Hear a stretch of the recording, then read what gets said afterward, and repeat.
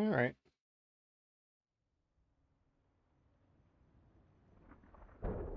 Let's get started.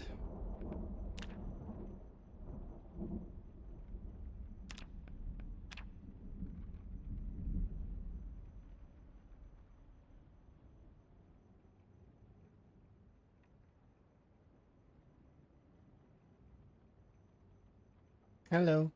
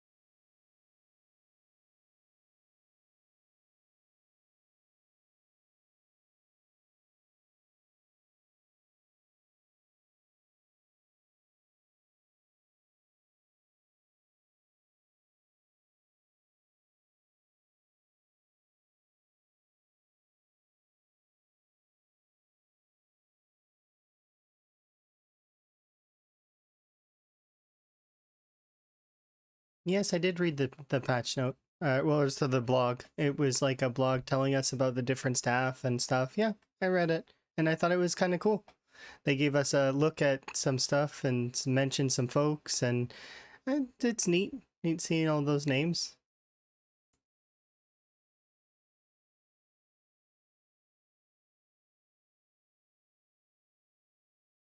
I'm keen that they're doing more charity stuff. It's good. D&D Stone is good for that. Usually, they do a lot of that sort of stuff. It's nice. They like to help the world.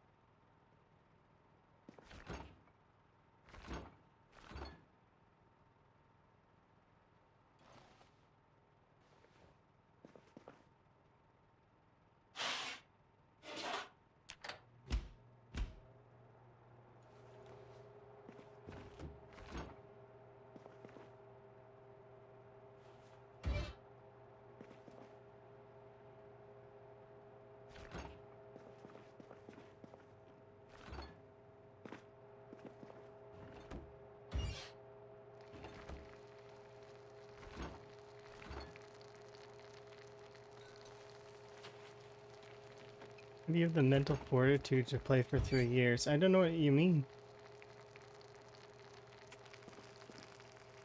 It's not like I played for 3 real life years. Let me see. 1 second.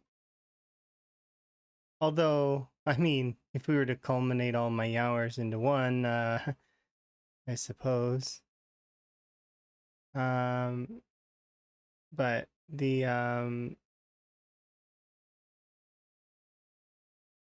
how long is this playthrough anyways? I don't remember. I'd have to look. There's an average on this on the leaderboard. Let's see. What is it at?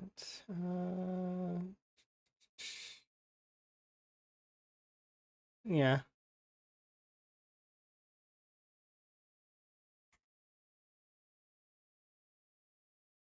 The average is that this single playthrough so far is at 830 hours approximately, which is that's a decent chunk of time, I suppose.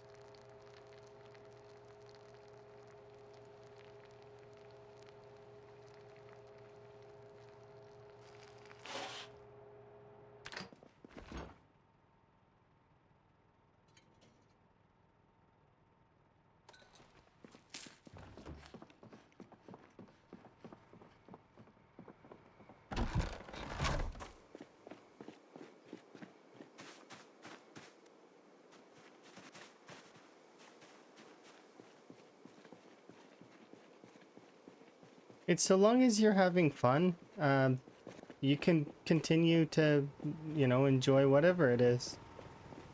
And or, you know, if you have passion for it. I really like Zomboid. Zomboid's an awesome game. There's a lot of layers to it. It's similar to a lot of the other games I play too.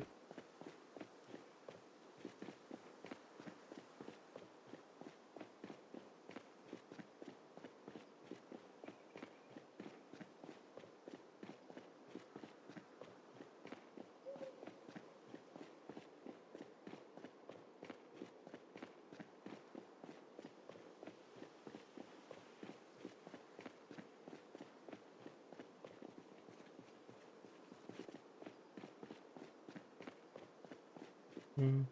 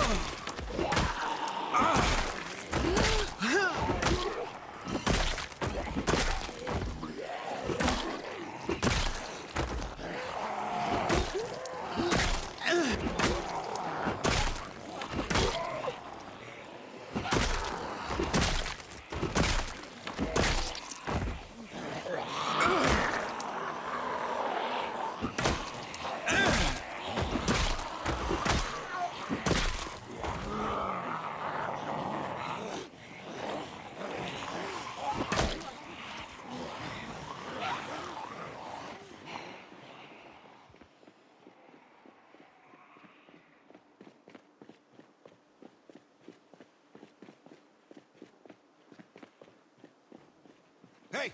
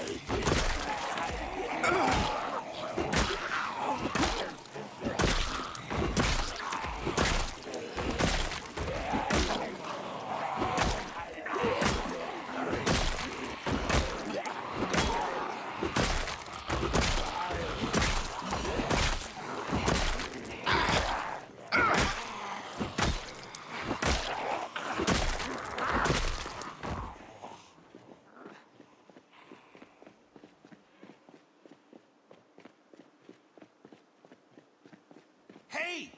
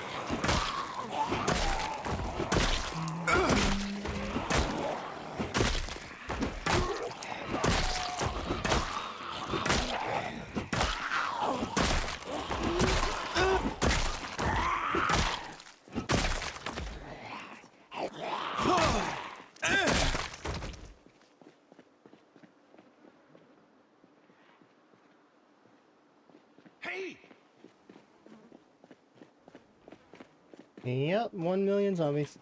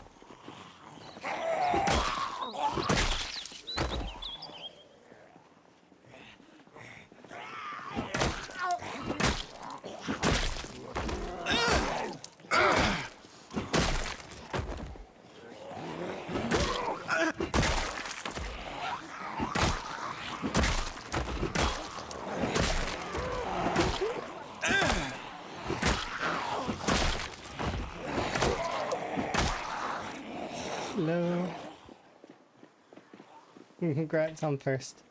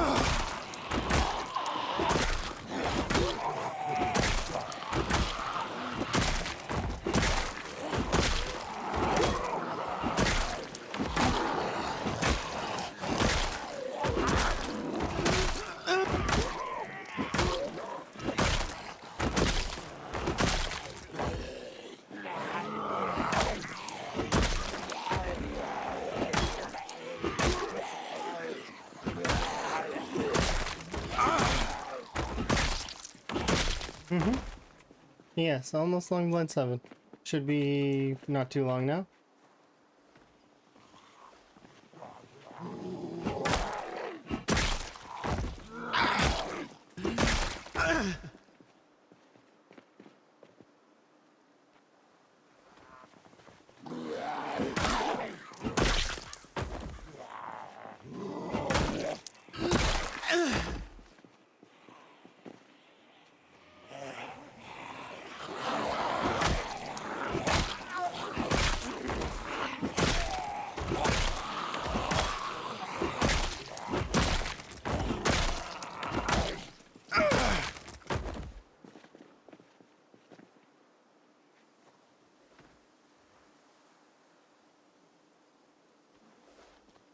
What's the strength? Level 9.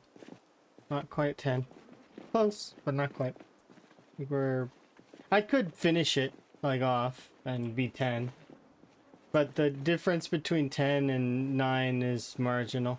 It's not that great a difference. It's, at this point, it's the weapon skill that really holds it back. Fitness, though, I could use. I should technically go and grind out the remainder of fitness as well to get that lovely athletic bonus.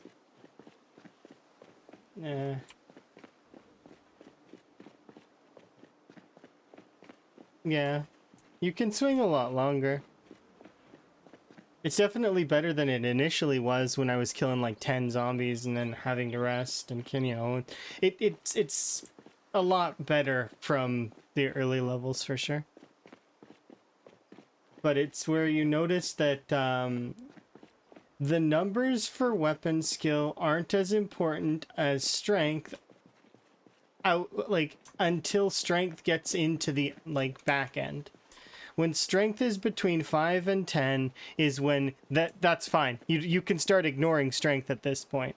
And because well, you know the formula. The formula after strength is at it starts doing less for muscle strain after level 5 because level 5 is 1 times multiplier.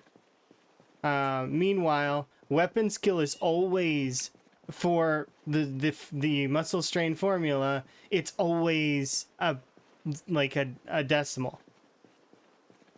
Outside of if you have no weapon skill, which is a 1 times multiplier, but I mean, like we're not that obviously, because you get that first level almost instantly anyways. It's like a little bit of zombies.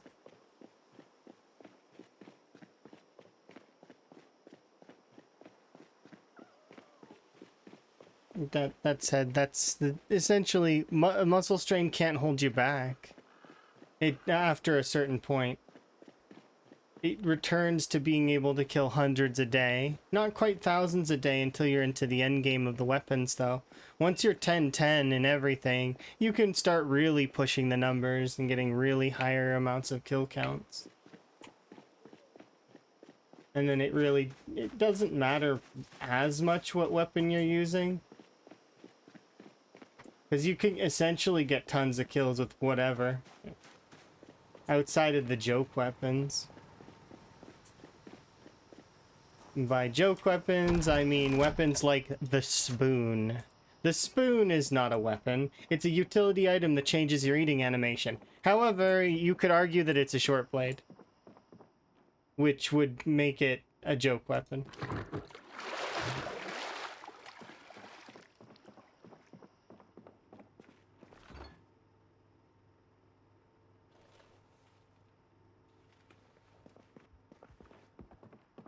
Let's grab a power shake.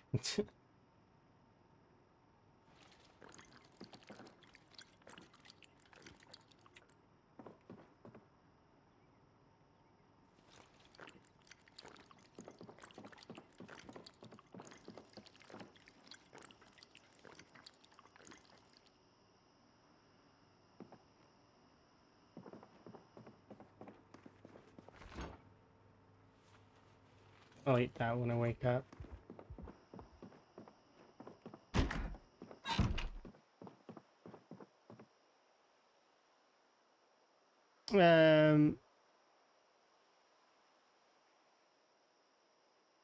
The golden spoon is in my inventory. I don't have the other spoons on me. Do you mean like if you have both a wooden spoon and a golden spoon, which one does it prioritize? But I have a golden spoon in my fanny pack, and it will choose to eat with that. So like if I choose to eat this, it will do a golden, like the golden spoons model. See?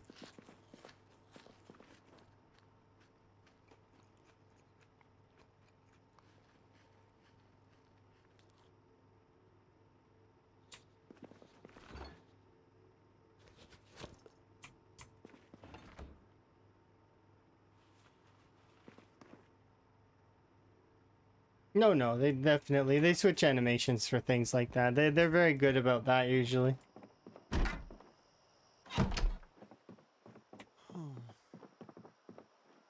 No. No generic animation there. Get a glass of cider before bed.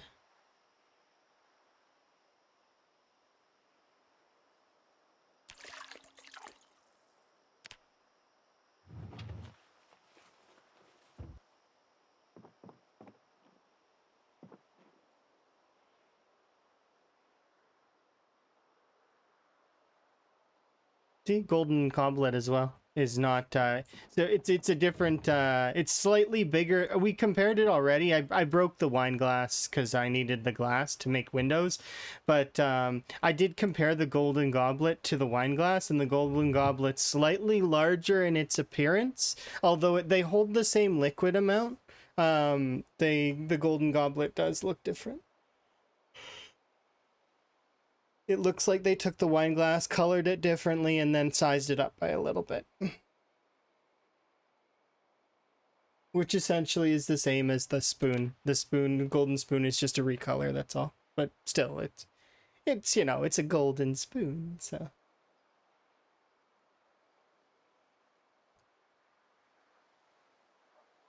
Yeah, big scratch. I'm still loading. That's why I've been quiet, is that I'm still kind of my thoughts and everything are still kind of revving up. I woke up today and did the what's it called? No, we're not depressed. I did the board stuff, and then I was like, okay, that's done with, and then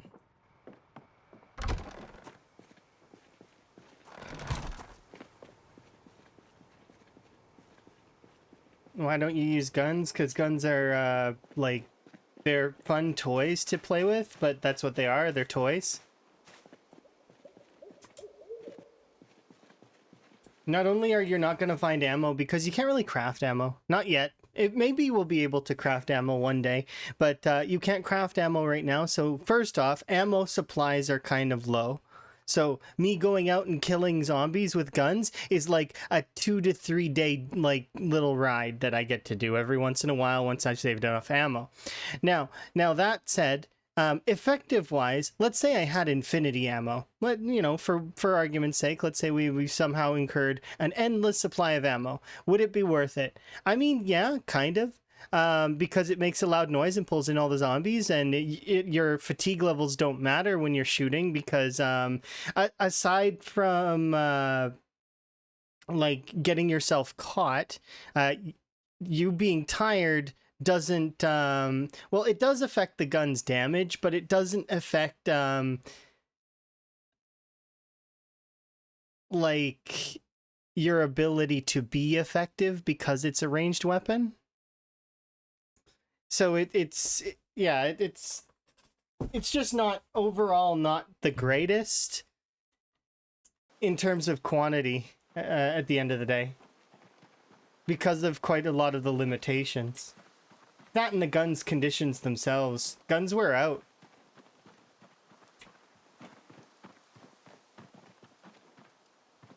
The benefit of them though is that they don't care as much about you being tired. They still do a really high amount of damage. They have ragdolls. Yeah, no, that's comical and jovial and interesting, I guess, for folks that are doing gun runs. But as for folks like myself that are, you know, doing marathon style, it's a little different. You won't see, you'll see me collect guns and save them up, and then you'll see me go on a very short shooting spree. But that said, that's all. It's just a short shooting spree.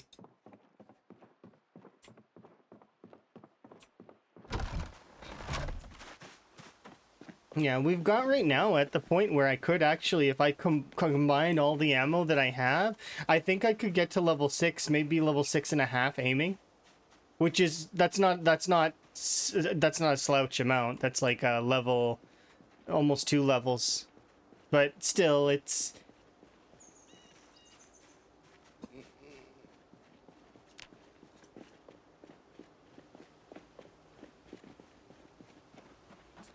You can't bring yourselves to throw away your jewelry. Yeah, it'd be cool to be able to make a crown or like, or a tiara out of the silver. I'd do a tiara. Why not?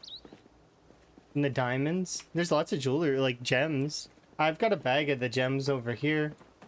Because I don't grab all the jewelry. I grab only some of it. But still, you know, we've got some diamonds, some rubies, some fragments. We're not going out today, by the way. It's foggy. Yeah, I've been there and done that. And collected one of each of the jewelry.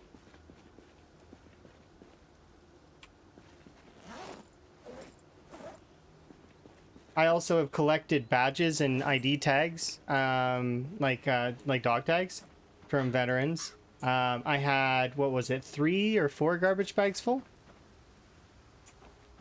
Craft a totem of undying. That's a Minecraft thing. There's no totem of undying in Zomboid. In this game, you just die, and then that's it. You could reroll a new character in the world if you want to, but so it depends on who's playing, right? Some folks do, some folks don't.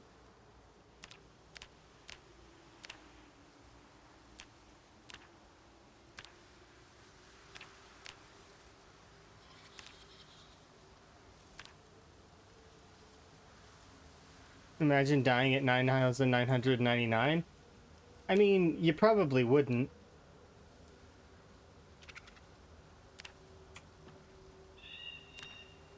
If you made it that far, chances are you'll get that last kill. But earlier than that, for example, like the world record for Zomboid is 954,000. That one's set by Mr. Lamprey, right? In build 41. Like, that's still, it's a sizable amount of goal progress, right? But didn't quite make it to 1 million. And right now, Shivas is the one who made it, is making it the furthest. Shivas is at 670 last he put into the leaderboard. So 670,000, which I mean isn't that far from Lamprey's 900. And a few more 100k and Chivas will have tied. And then go beyond probably to try and hit that 1 million. We'll see. Yeah, Chivas is a really good player. Monster player is what I was going to say. Same as Twist. They're both really amazing. Unfortunately, Twist has backed down from the rat race due to him wanting to play with certain mods and not wanting to feel constrained, which I understand. He doesn't want to wait for bug fixes constantly, so he wants to just fix the bugs when he sees them and move on, right? Which breaks one of the rat race's rules, so, you know. This happens. It's fine in my mind. People seem to get a little bit bent out of shape sometimes with the rat race, and they forget there are some very important things about the rat race. The first thing is it's a challenge mode, right? And it's a video game. Don't need to get so worked up over it. People get a little too passionate sometimes, or at least that's what I've seen. And, you know, just relax. It's a video game. Have fun. It's a challenge. You know, if you don't want to play the challenge, you don't have to. You can just kind of continue to vibe. It's like, yeah.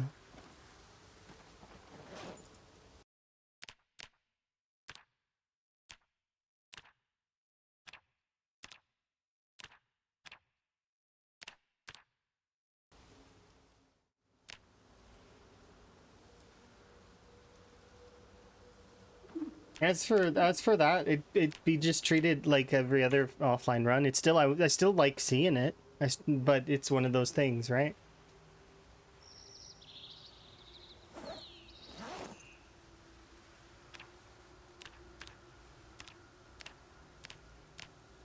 These are broken. Let's knock them down.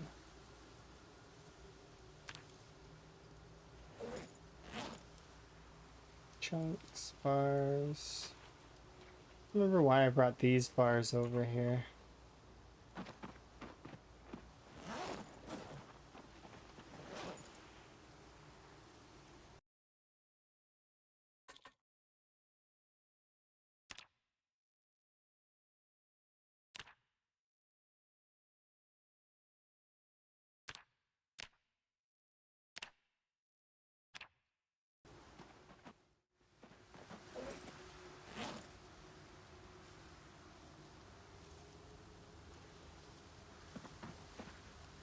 $500 cigarettes? What? I've got, I think, in this playthrough right now, I don't go out of my way to grab the cigarettes all the time, but I think I've seen about maybe 30 packs total. Maybe. That's maybe highballing it. I think it's probably less than that. But that's including in buildings, like in gas stations. I think I've seen like 1 or 2 packs.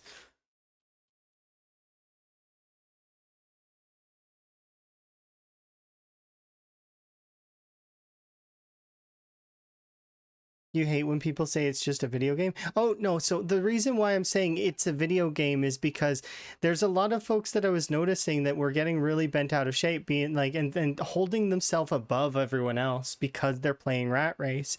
And that's not the spirit of the Rat Race to do that. The spirit of the Rat Race is that it's a challenge mode where you're supposed to kind of, challenge yourself and have fun. You're not better than anyone else because you're playing the Rat Race. That's not the right mentality, and I don't like seeing that. It bothers me. We're all the same. We're all human beings. We all have different passions and appreciate different things. And, shouldn't be selling people short because, they're not participating or they find no interest in it. It's something to remember that it is, at the end of the day, it's a video game, which means that it's a for fun thing. It's like a hobby, like sports or any of those things. And people get a little passionate about those sorts of things as well, right? Why can't I sharpen the... Oh, I can. They can sometimes get over, like the passion kind of bubbles over into nearly levels of hostility. And I don't like that. It doesn't need to be hostile.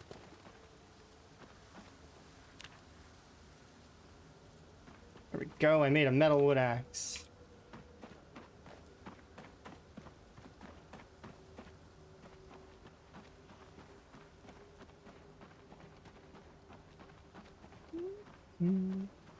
Oh. It repeatedly crashed when you tried to sharpen it last night? That sounds like the condition bug. The one where it tries to sharpen it, but it sharpens the condition instead. It kind of breaks.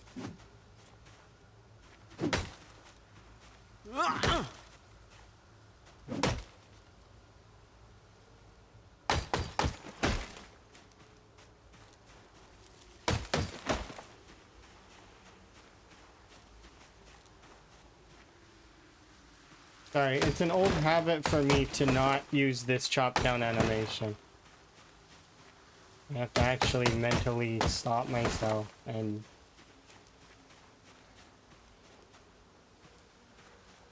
But yeah. No, I do like that video games are becoming more prominent in things and they're being, like, taken more seriously. But at the same time, I don't like when things are taken too seriously.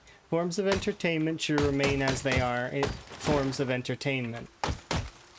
So, same as sports. Same as watching a show, same as movies. It's fine to take them seriously and have passion, but it's not fine to start hurting people over it. I don't like that. Or think that you're better than someone else because such and such, right? Because you're not. Nobody is. Nobody's better than anyone else. At least that's my mentality on it. There's some people who are more skilled, but that doesn't mean that they're better, you know, they're not better than someone else. They may be more skilled, but that other person is of equivalence to them.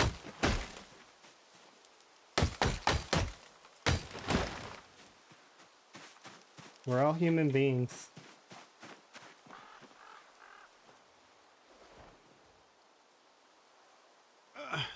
Yeah, some countries are like that. And some people make those sorts of comments, like it's like the whole Super Bowl stuff and whatnot, right? I heard a few folks getting mad about seeing video games during the Super Bowl. Which, I mean, they're entertainment. They're similar to the Super Bowl for a lot of people. Right? That said, though, it's trying to cross different worlds together can sometimes result in people who don't want to see those other worlds aren't pleased, right? Because that happens sometimes. There's people who are actively avoiding certain worlds because they don't want to be a part of them, and then those worlds end up showing up in your world, and then it causes you to get upset.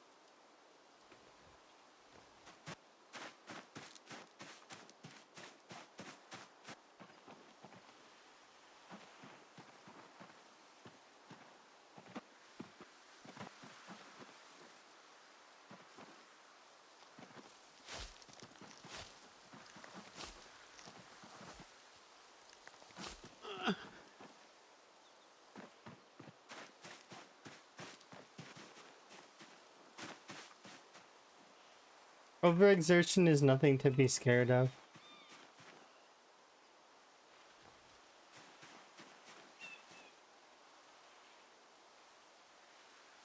Do I think that Twitch streaming is harder than a 9 to 5 at McDonald's? I mean, no, it's like contextual. Sometimes the 9 to 5 will be harder, sometimes the streaming will be harder. It just depends. There depends on what's going on, different events, different styles. There's certain things. Like sometimes it's not gonna be. Sometimes they're gonna be different, but they're different professions, so that's why they're gonna be different. They're not the same profession, right? One is an entertainment slash enjoyment kind of profession, similar to a talk show or a DJ, or you know, those kinds of things. While the other one is customer service and or food industry, where you are a you know, either a line cook or a maybe you might do a bit of both. It depends.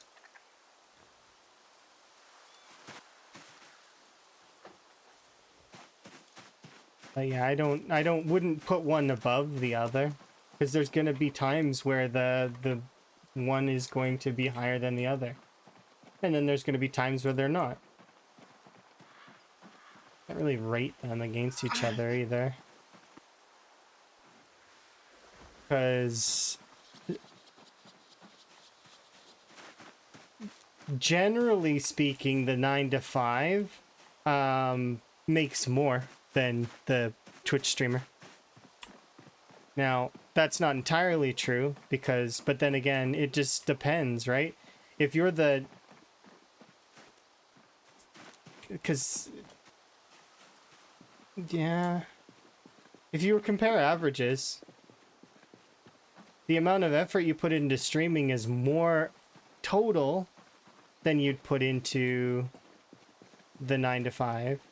But Not necessarily, because the 9 to 5 is structured in a way where it might cause stress, and you might have one of those customers comes in that ruins your day. So, but that's the same as streaming, right? You may have those folks that wander in that can do the same thing. So it's like they're both dealing with people, but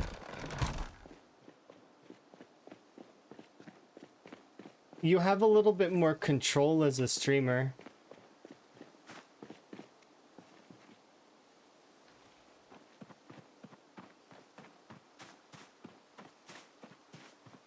I don't know. It depends. I've worked a lot of professions, and I'd say that streaming is been kind of. I've not actually gotten into streaming as a profession at full extent yet. I'd say that I'm still kind of just in the beginning of it.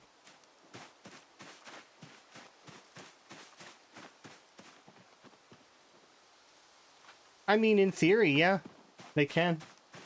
Because a Twitch chatter can go into my Discord and mess that place up, and in a similar way, right? And then I have to clean that up, right? Same kind of concept. Easier to clean up a digital mess than to clean up a physical mess, but I mean, both can impact you psychologically. So it's one of those things where, I don't know, you can't really put one above the other because they're very different.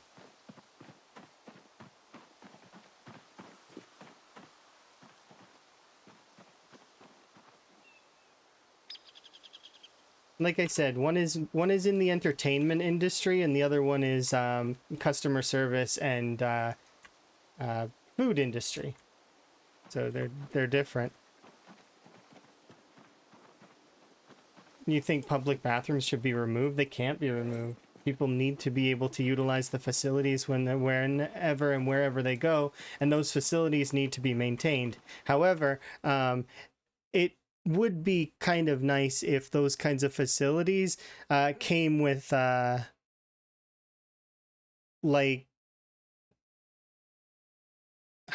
those sorts of things are expensive, and I can see why that they don't implement them. So like the automatic stuff. And then people are terrible sometimes. Like, people intentionally ruin things for other people, and they're just not nice.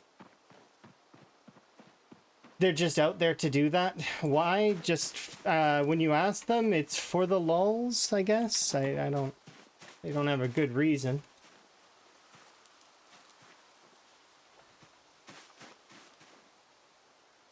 It's the same as trolling.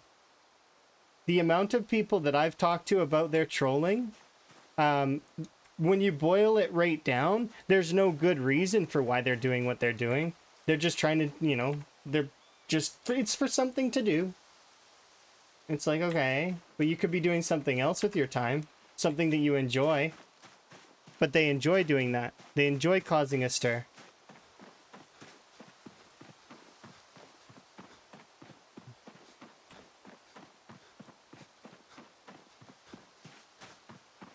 And although I can't really understand it, because it's not something that I don't understand. Why would you want to do that? It's not something for me to understand.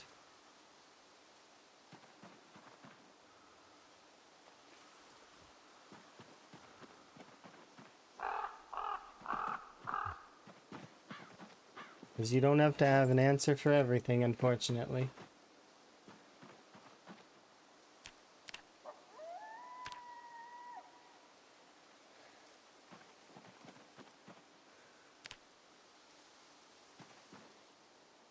$88 radishes.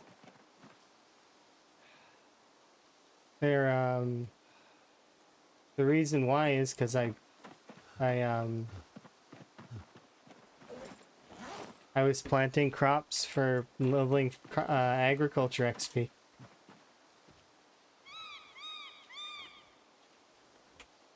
And we made a fair amount. We got to level 5.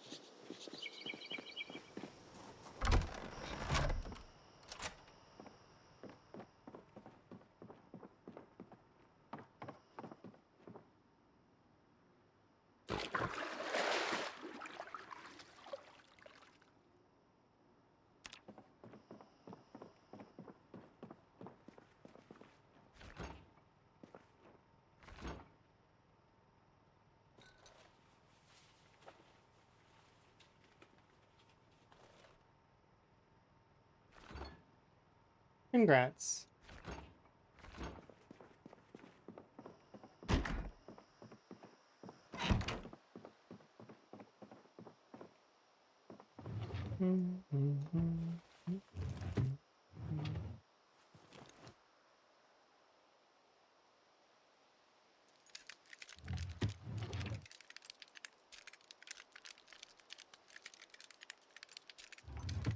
I think the best person in Melee that I ever had in wielding was it was like a plasma sword or something that was named, and it was wielded by somebody who had 20 in Melee, and they kept getting 20 because people kept attacking us.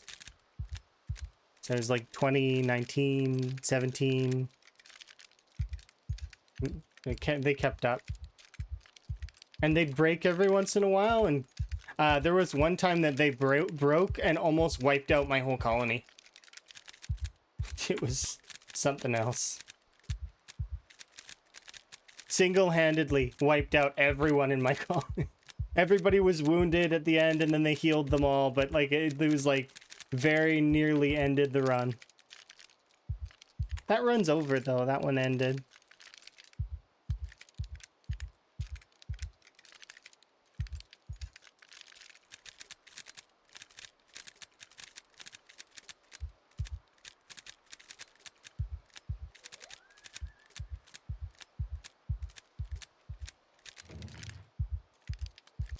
Hello.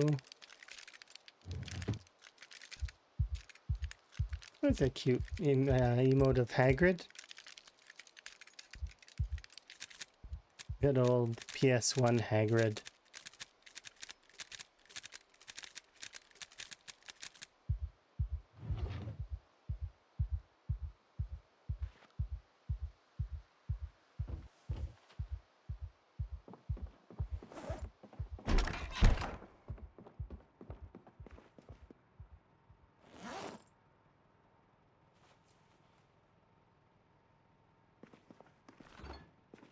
Is it a bionic implant? My person didn't have a bionic implant.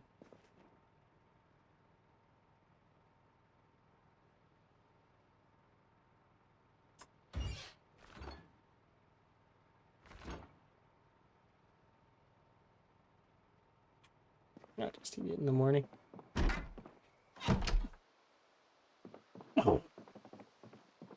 Okay, let's have a nap. We'll go kill stuff with long blunts here in a bit.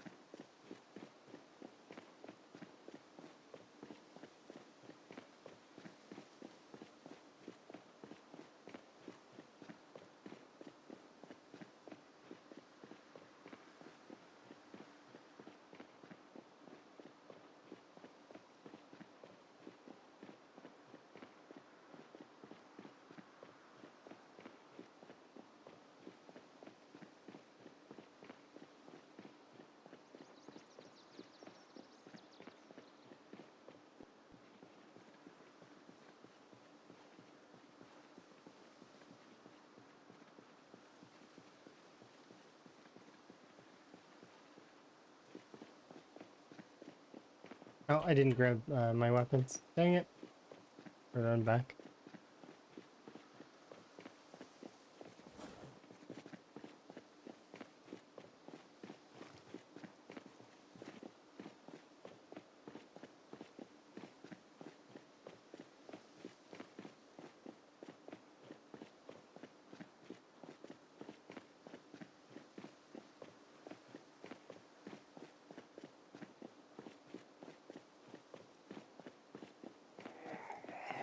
Oh well.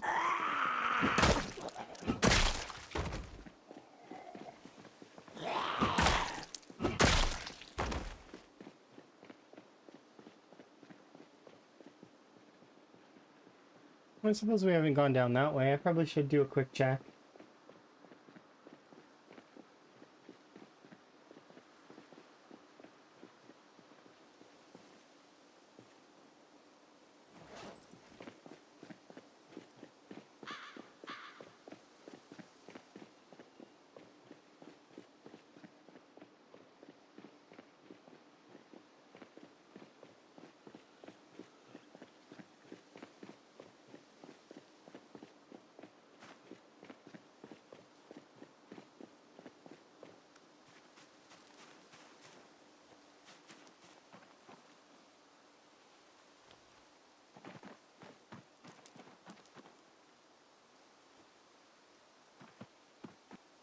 Do I want to do crowbars or do I want to do baseball bats?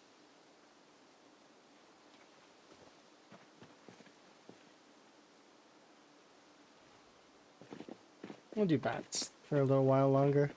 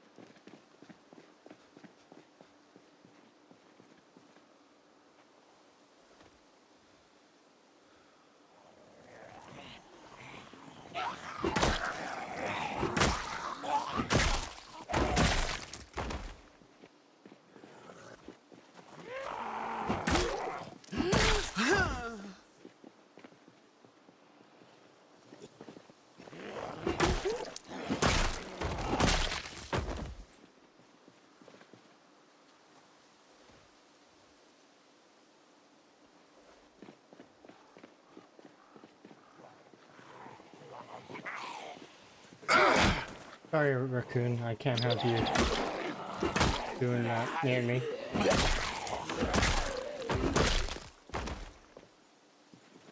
Nope. Can't take the chance.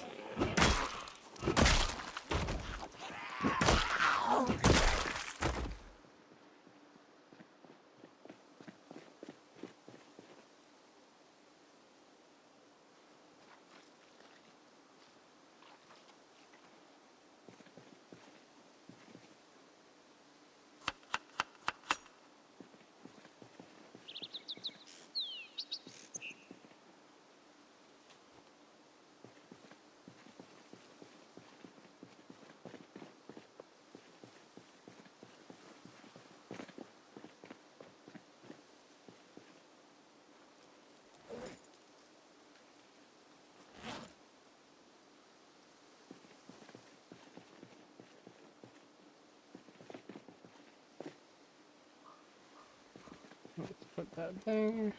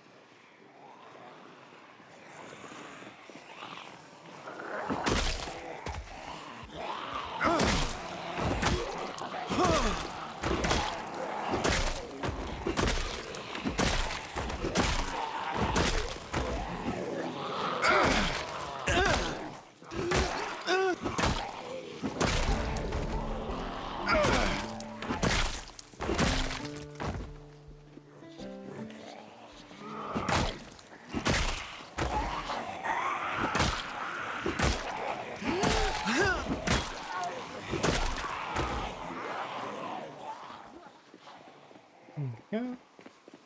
That's level 7, long blunt.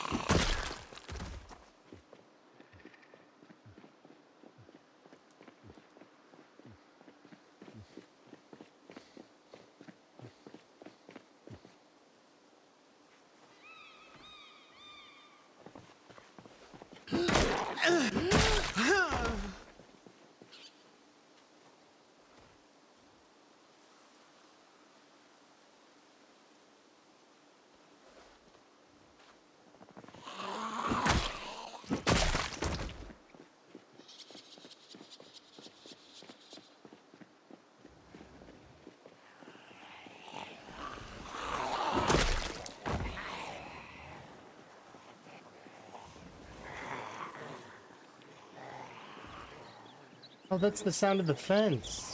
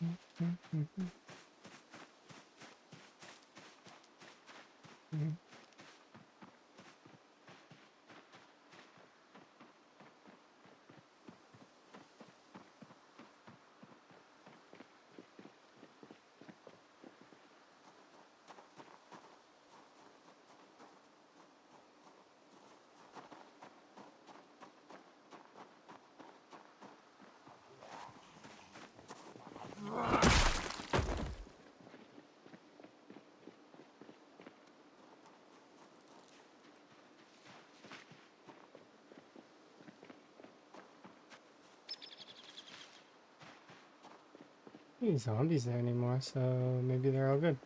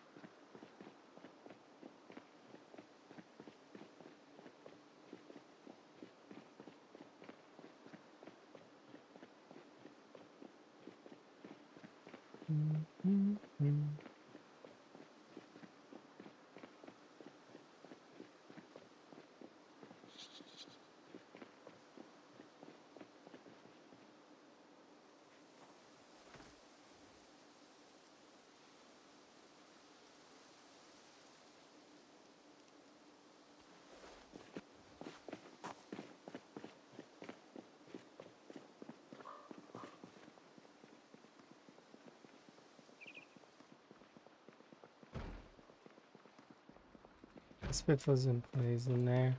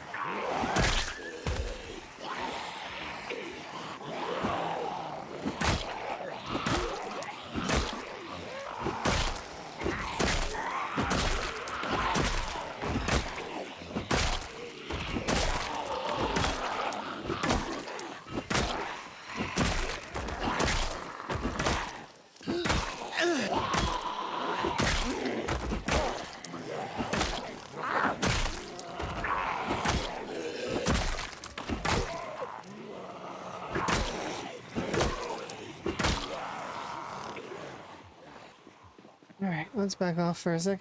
Regroup. Regenerate.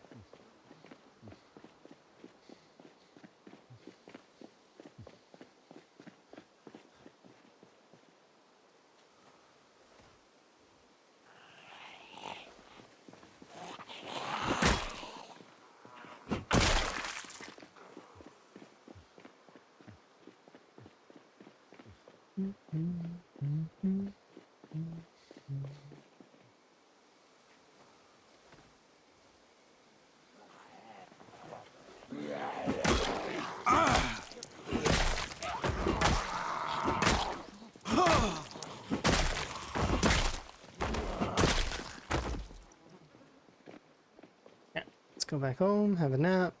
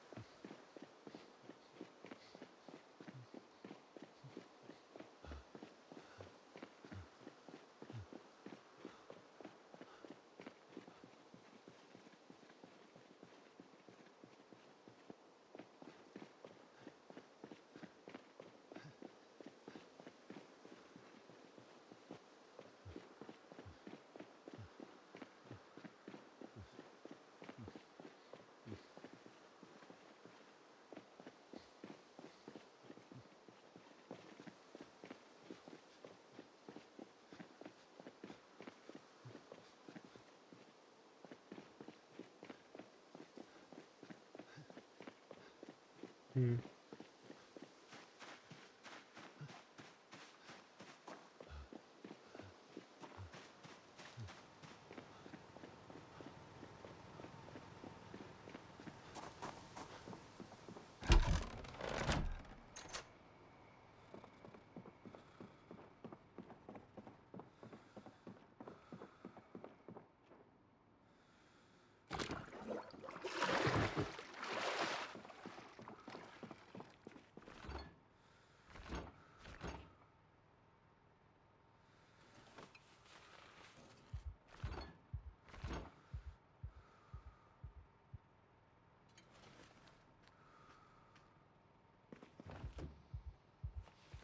How's everything going? It's been going pretty good today.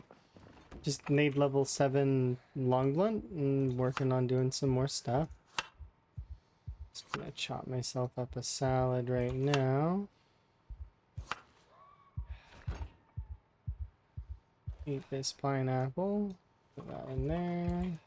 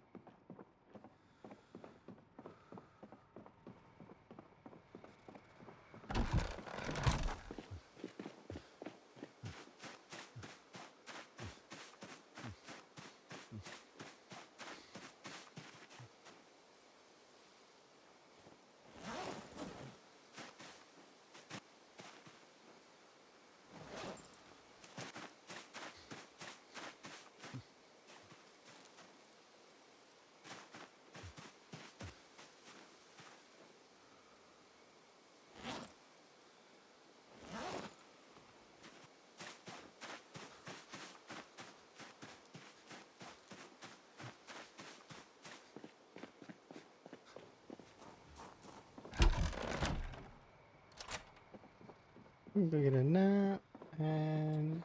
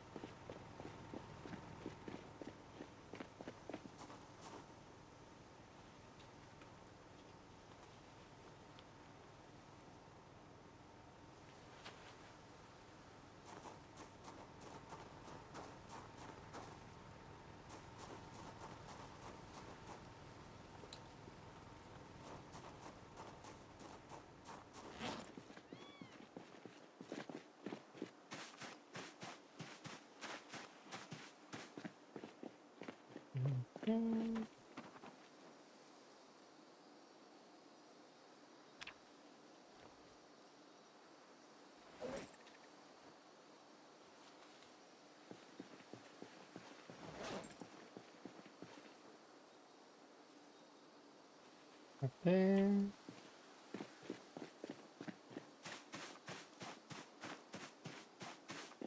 Okay, I'm gonna pause for just a moment.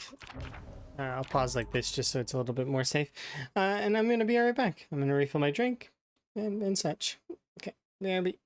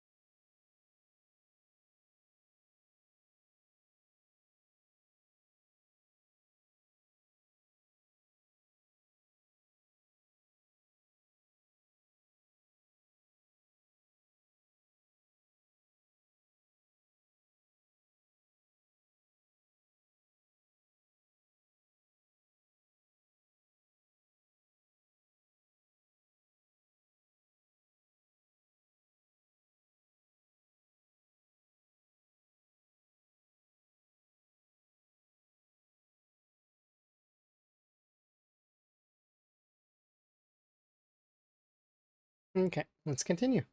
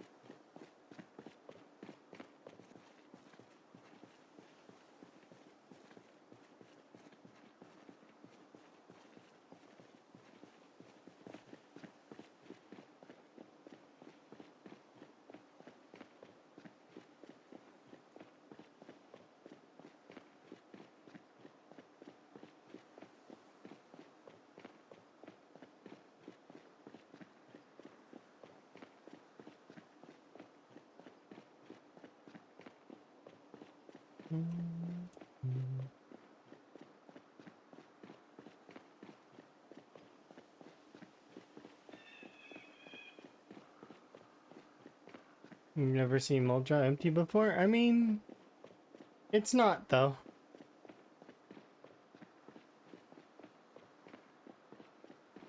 There's a section of Muldra that is still quite busy. But we are taking it in pieces. Like gradually we're getting more and more of it under control.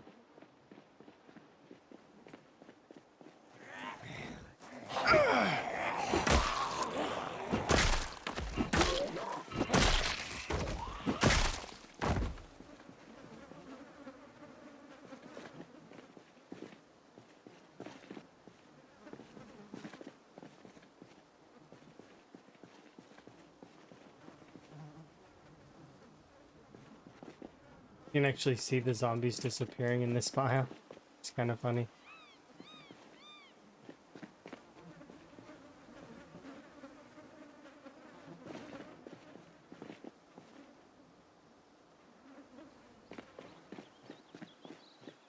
Quickly nicking their watches before they disappear.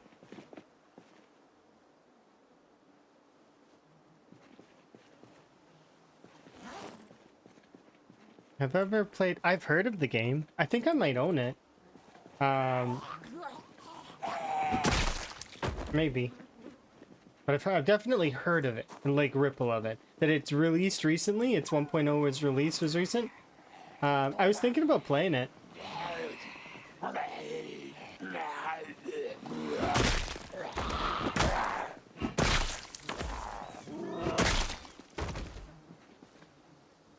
I might give it a go.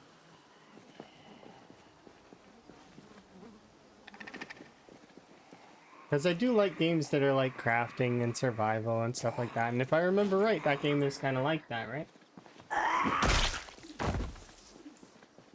Comparable to like games like Terraria. Or Core Keeper is another one that I've heard it compared to. But yeah, I might give it a go.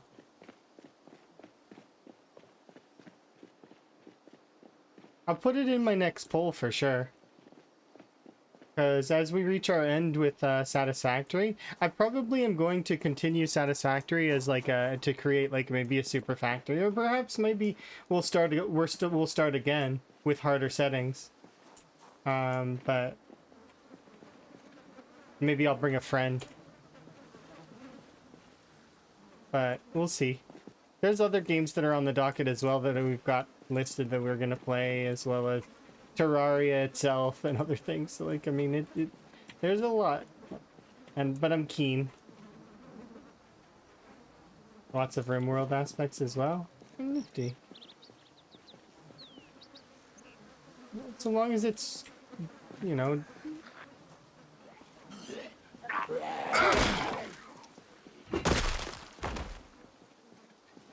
There's another game that's kind of like that. That's called that's RimWorld-y. It reminds me more of Oni than RimWorld though. It's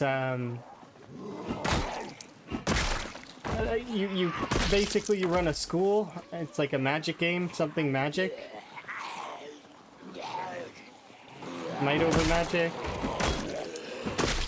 Something like that.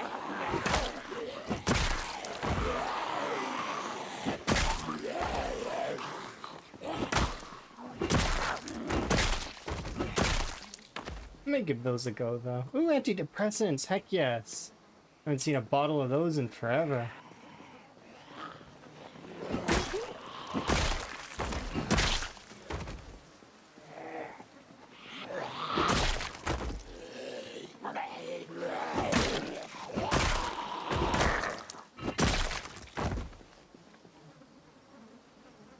Residence key.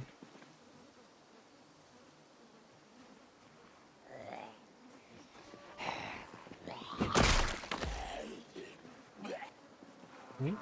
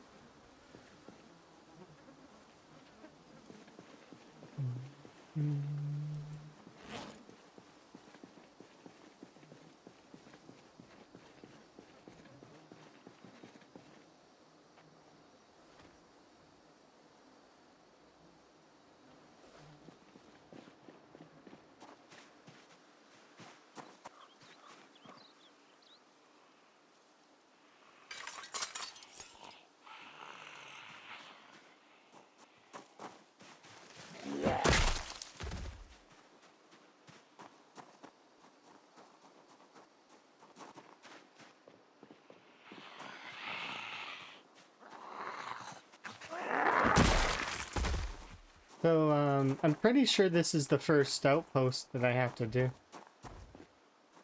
Is this church?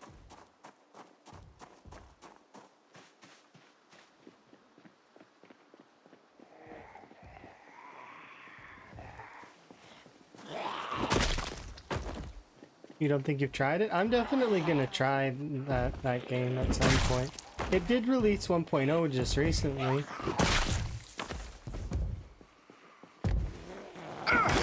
It's got multiplayer, right?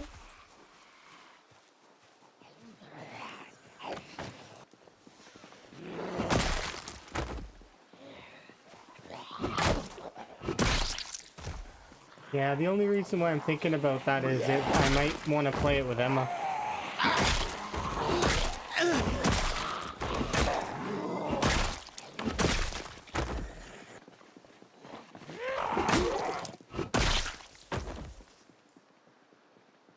Last time we played a game like that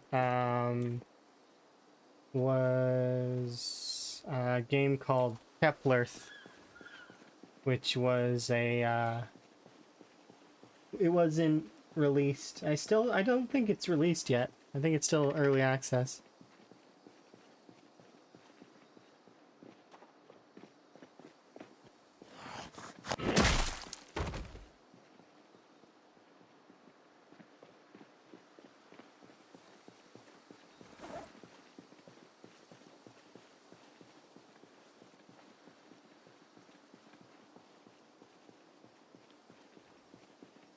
Emma was having fun with the NPCs in Kepler.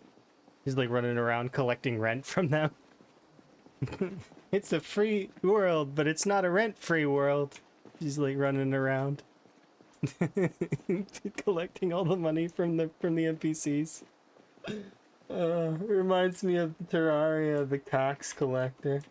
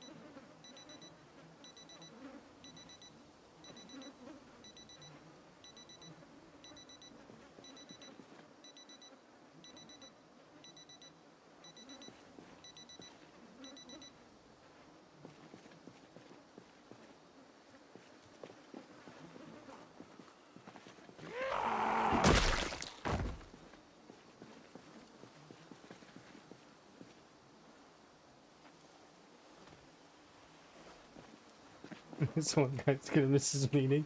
I was the one that set that alarm. Are you suggesting that that Higgins has absolutely ruined that person's like chance of getting to a meeting because he changed the guy's alarm? Like, that's it. Higgins, the ruiner of schedules.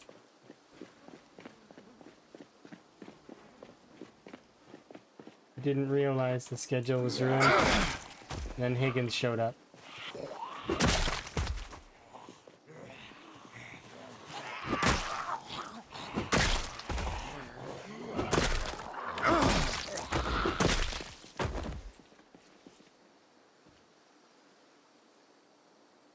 Yeah, scratchy ticket. We won.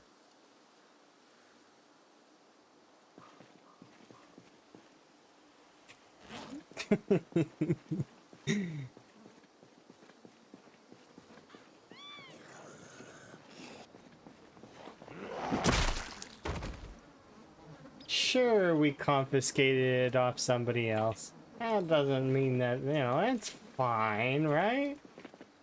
It means we still won, technically. Totally can't do that, though.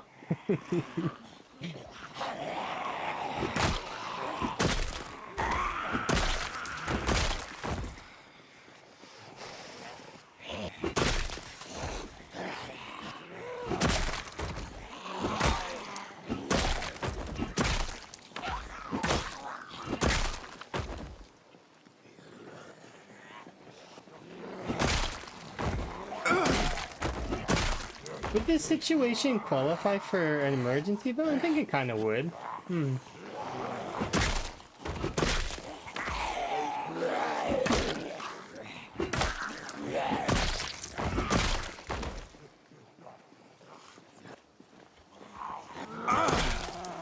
Monetary gains would be pretty much pointless though in the apocalypse.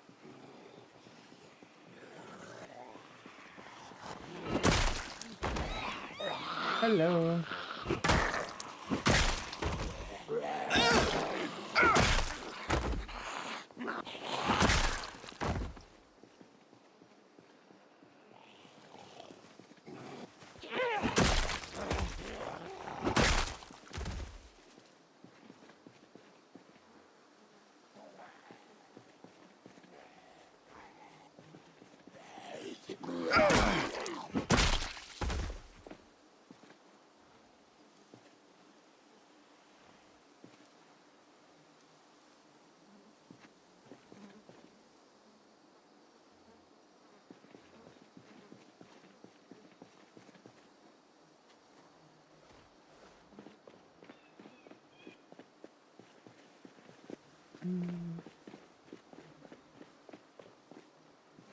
Yeah, barricades do count for carpentry, and actually there used to be a bug where you could actually carry your carpentry bonus over. I don't know if that bug still exists. Probably doesn't. But you used to be able to carry the carpentry bonus over. Also, metalworking used to work that way back when it was before it became welding. Right? Is the thing as well. When you used to put a barricade up in 41.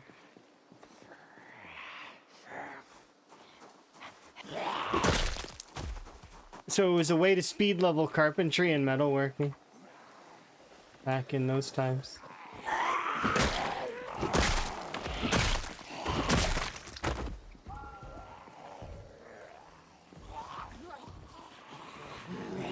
They were pretty fast leveling skills anyways, though.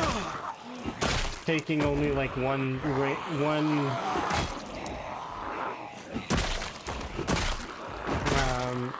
really large fence. Now you can't do that. You need to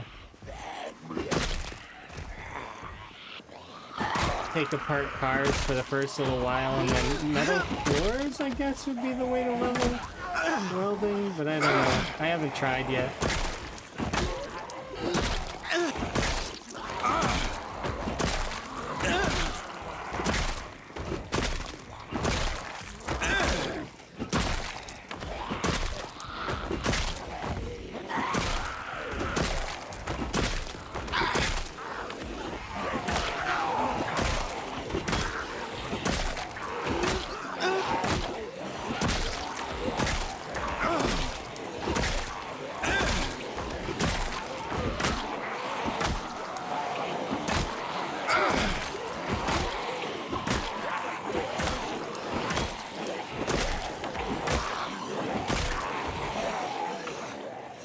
All right, zombies, you win. I'll back off. They certainly do like to hold their own, don't they?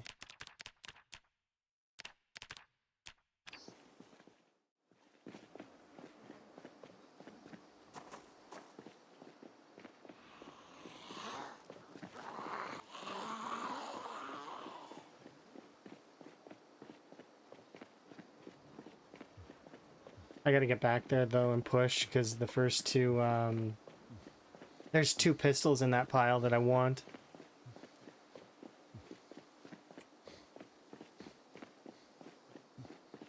I seen them on the police zombies. There's 2 pistols, 1 hunting knife maybe, but it's probably not a hunting knife. Hey look, it's September Duck. Hello, September Duck. How are you? Are you having a good day? I'm having a good day. Quack, quack. Hello.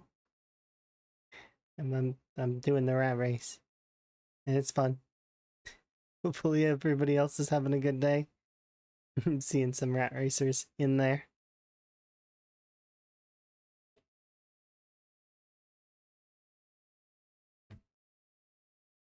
Quack, quack, quack.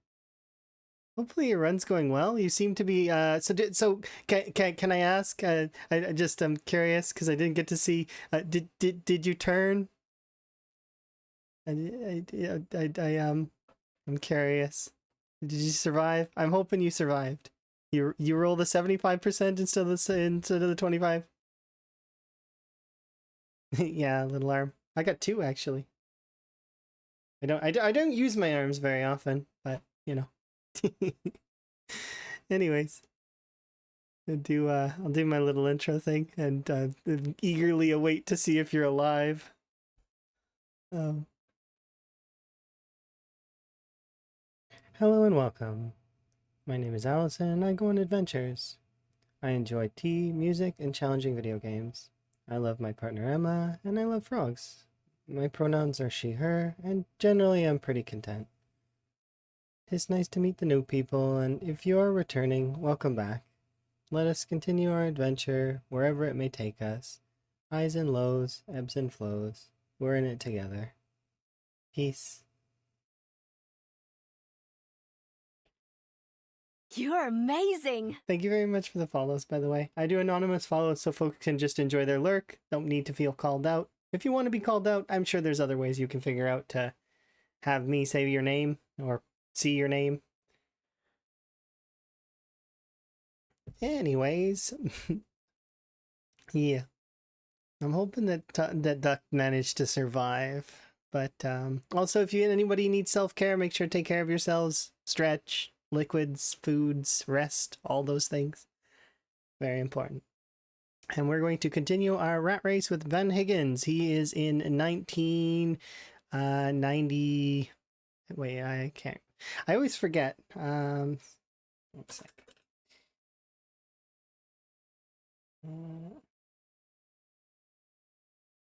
So this would be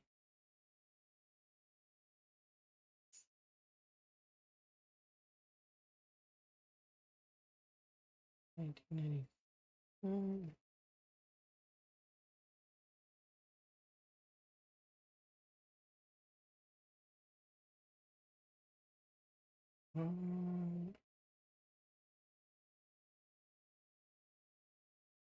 It's July. Sorry, it's August 1st, 1996 is the year. If in case folks are curious, I actually had to like write it out because I kind of I couldn't remember because the way that the survival time versus the actual survival doesn't quite add up.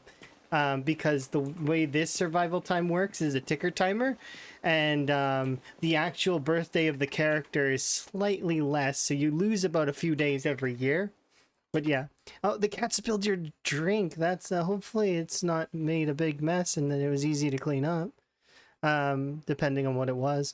Hopefully you're okay. Did you survive? That's the big question. And I'm hoping that you did not roll queasy and, Nox virus. I was kind of enjoying today, and it seemed like you were okay. There weren't symptoms yet when I was enjoying. No. Ah, you're fully infected. Aw. Well, I mean, at least the next run will be on the horizon. That sucks so much. Uh, yeah, you weren't showing symptoms yet when I was like, so you were like in a house showing off the wound. I was like, but yeah.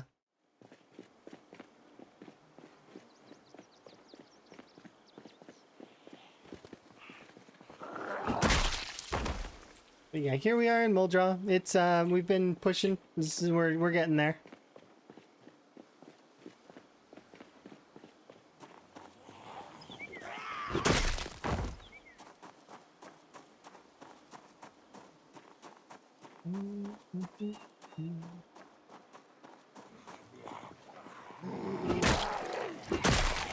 Yeah, I didn't see symptoms either, and I was like, okay, well, maybe it's fine. It's a high chance that it will be fine.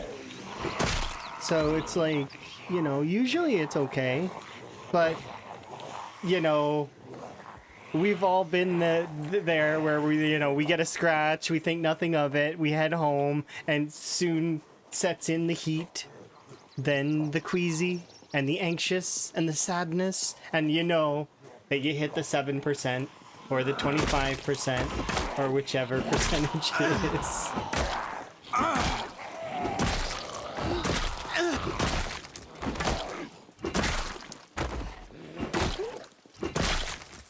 Yeah, I was hopeful for you, but unfortunate. It's never fun to hear that somebody's lost another run, but at the end of the day, at least you get to start up another one, so you can rethink about it, decide on something different, or maybe run something that's the same.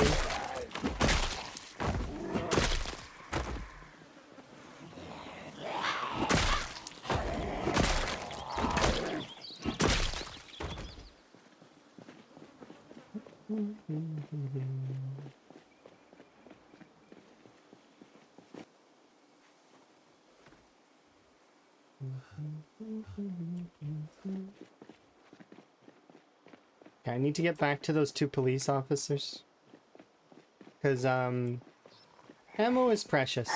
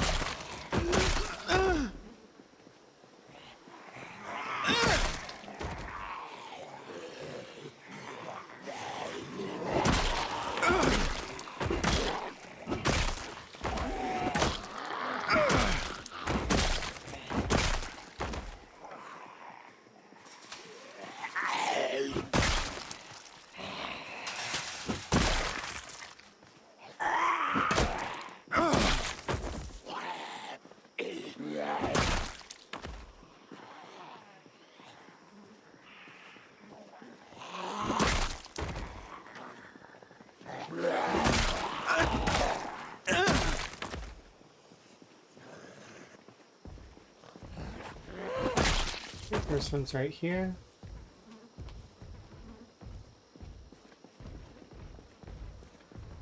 Second one's right here. So even if these guns have nothing in them, it's still good to get them, because they're worth, you can combine guns to repair them.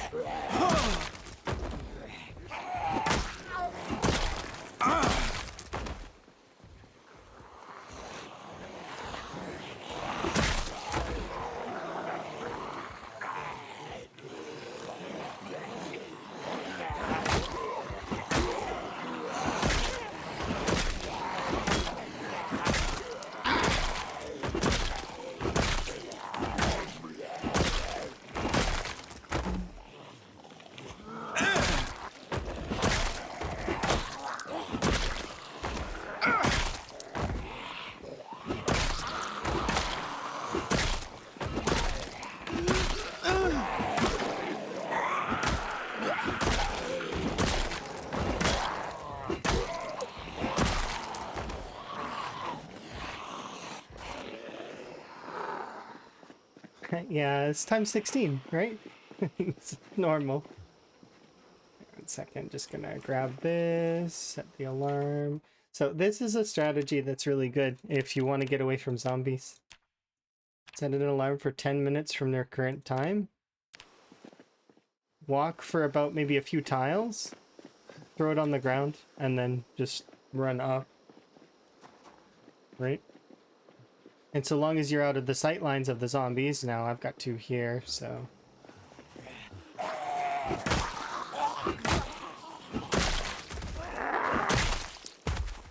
Should be able to rest here.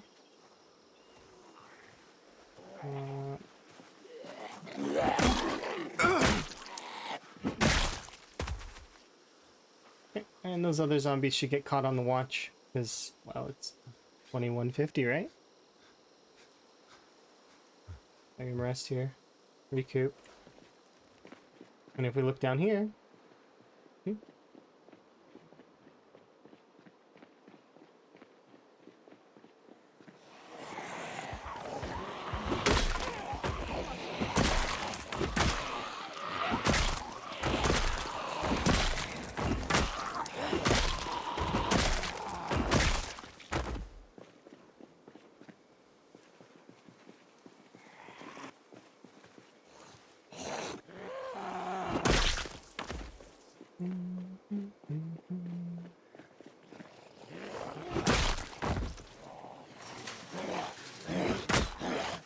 Oh, yeah.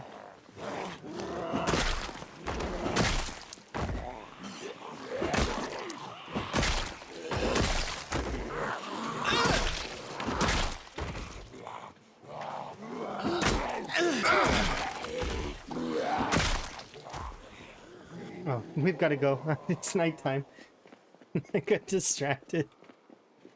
At least we made it back to those pistols, so I don't have to think about those. You love the Sims music? Me too.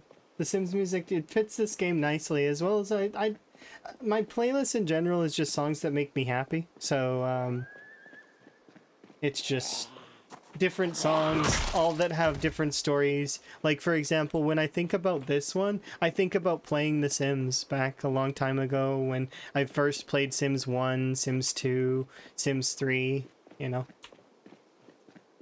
I'm just like going and just doing like a rags to riches challenge where I'm just trying to go from no money to tons and have generations and have cool stories. It was a good time. Yeah, Sims 1 was cool. I might... See, I know that nostalgia clouds a little bit of it, and that it's still kind of old-ish, right? So if I were to go back and play it, there's certain things about the new games now that the old games lack in a sort of base, sort of core fundamental evolution of games way. That said, though, it'd still be a fun trip to go and enjoy.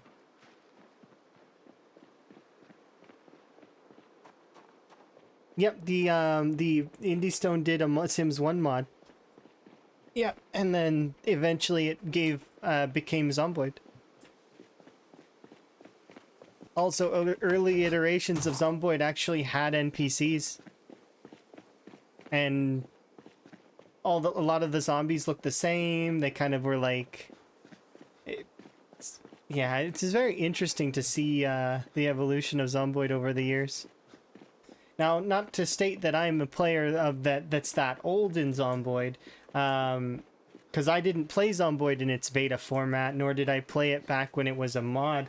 But I have played Zomboid quite a lot since, so I do have some experience in that way.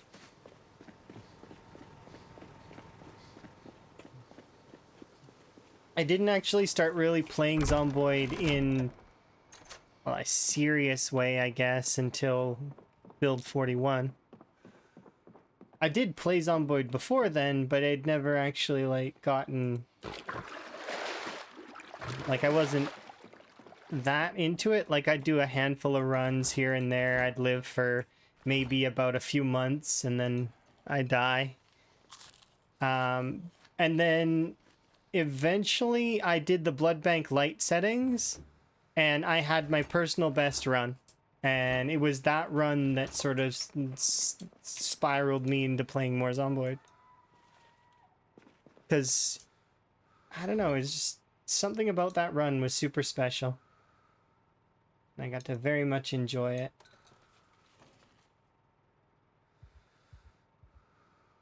Yeah, I think we will bolster up.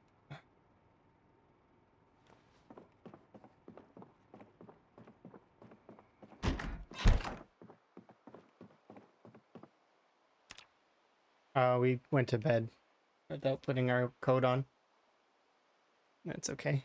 But yeah, Sims 1 was silly, but also really fun. I particularly like when they added in there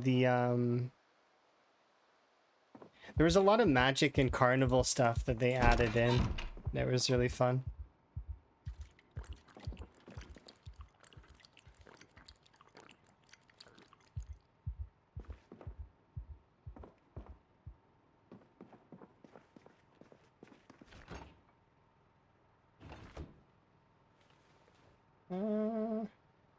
No, we don't need to do that.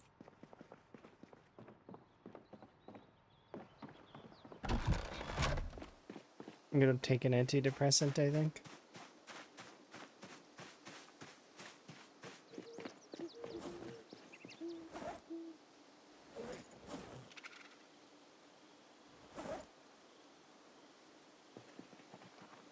Where did I put the antidepressants? There they are.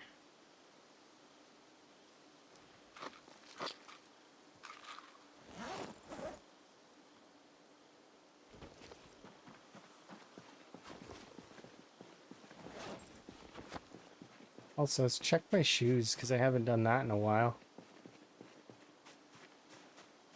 Ah, they're good. Alright, back out we go. But before we do, let's grab another bat and drop off this knife.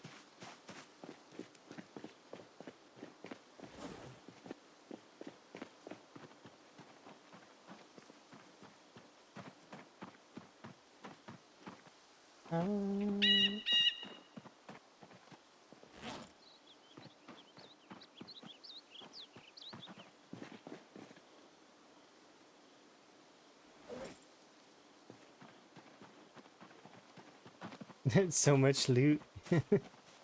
Well, when you spend the 3 years grinding away, you're bound to get some loot even if you're not a loot goblin, which I don't know if I classify as one. I wouldn't say that I do, because I don't generally take everything. So, yeah, I wouldn't say that I'm a loot goblin. Yet, you know, you still build up a lot, because there's still items that I do want, right? There's nothing wrong with being a loot goblin, though, by the way. Just like if folks are one, enjoy your loot. It's just, the reason why I don't loot goblin is because it's often too much. There's too much loot and it becomes overwhelming for me. It's another reason why, so in the rat race, folks are allowed proximity inventory, right?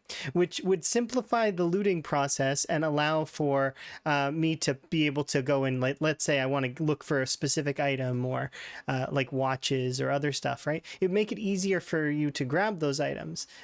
It's supposed to be accessibility for folks so that they don't have to spend so much time and effort doing that to reduce the number of clicks, because there were some folks in the rat race that, you know, too many clicks, it was bad for them, right?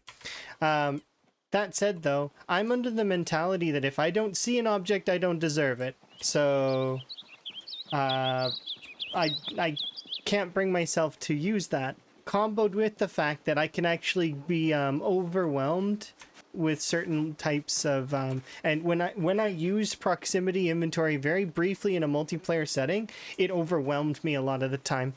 There was too many items everywhere. I would walk into, like, imagine walking over into that storage area that I have there. It would like the loot would explode on the screen. There would be just like loot all over. I can't deal with that. There's too much. I want all the loot. I just can't carry it. I know a couple of my friends that play with a debug on, and they remove encumbrance so that they can carry it. So if you're ever wanting to like do like a endless loot run, it's a possibility. But it takes a little bit of self-control, especially with because the debug menu's right there. Yes, you can. The zombies can help you. I mean, kind of. Yeah, that's true, I guess.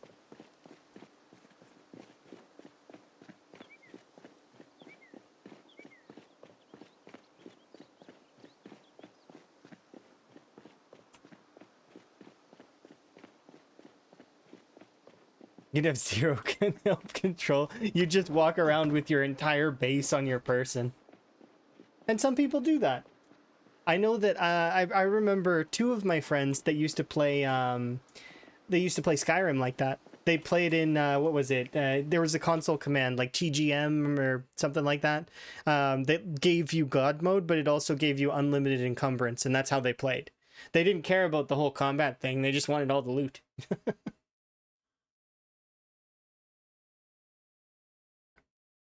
All of the loot. And by all of it, I mean everything. Every cheese wedge, every pair of boots, every shield, every knife, like everything.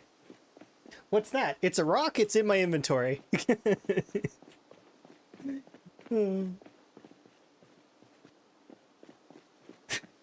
I can't play like that. It's too much. But that's kudos to the people that can. Chili was mentioning earlier that my base looks like a bit of a crazy, right? But in fairness, for me, it's organized chaos, right? But for some people, it's not. They wouldn't be able to do it. And then there's the step above that, which is the pile. Minecraft is fine. There's nothing evil about Minecraft. It's just a sandbox game. I find that the most evil in Minecraft is what's it called? I guess the creepers, but they're also very powerful in a way. All right.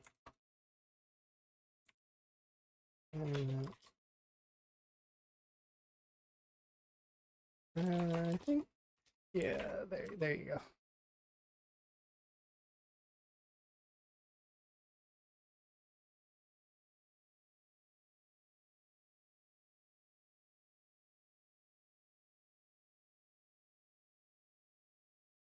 I don't know how to do this properly.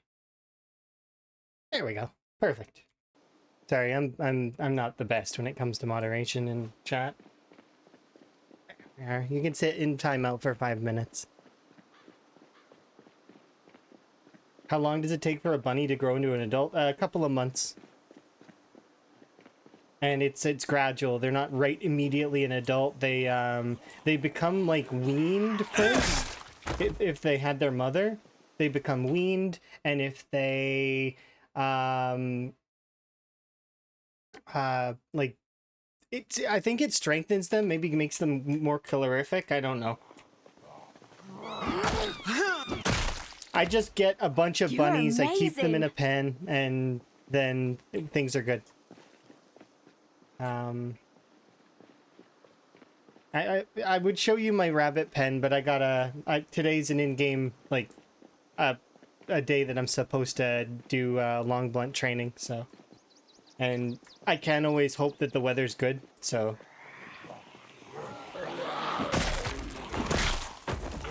Thank you for the follows, by the way. We do appreciate them.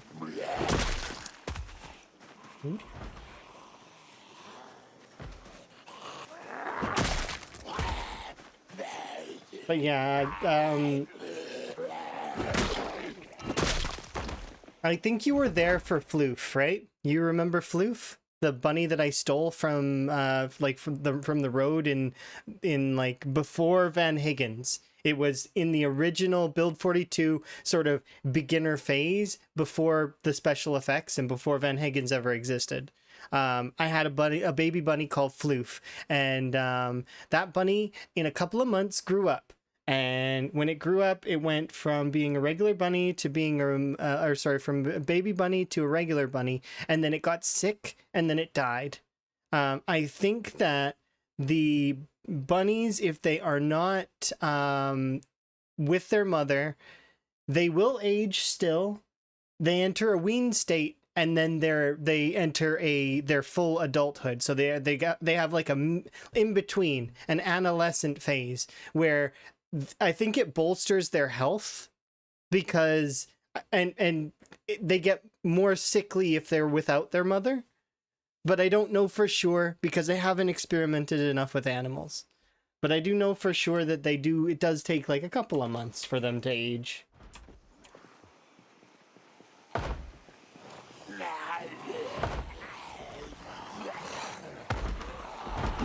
But yeah, after this day of combat, I've got to go to the rabbit farm anyways, so we can have a look. Remember, they are changing the animals as we go as well. So it might not be the same as when I last checked.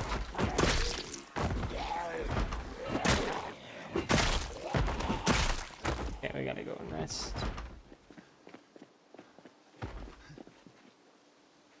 But yeah, animals are one of the more complicated and difficult things in the game. But it's a good thing because the more complicated it gets, the better it's going to be for the future, because after pigs, deer, and all of that stuff gets sorted out, and the hunting aspects get sorted out, which is, you know, like bowyering and stuff like that. So like bows.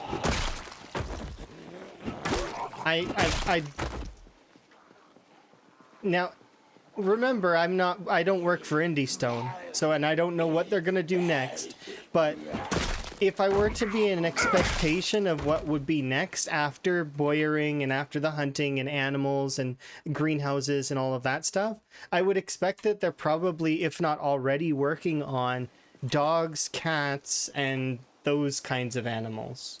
You know, animals that can be companions. I mean, they've already been adding in things like different kinds of dog food, different kinds of cat food, collars. Like, the hints are there. Like, it's... I would love it for cats to protect the home. Cats to be the pest protectors, you know? That they implement a pest system that eats your non-perishable food. You know those big stacks of non-perishable food that players build up? If you don't have a cat, they start getting eaten by bugs and rodents, in my mind anyways. So you can put traps to lower the amount, but if you have a cat, it kind of, the cat would defend them, right? That, and then from there would be another system, which would be, if you're going to go hunting, you could take a dog with you. The dog would make it easier to hunt because, well, you know, dogs have been hunting companions for literally centuries.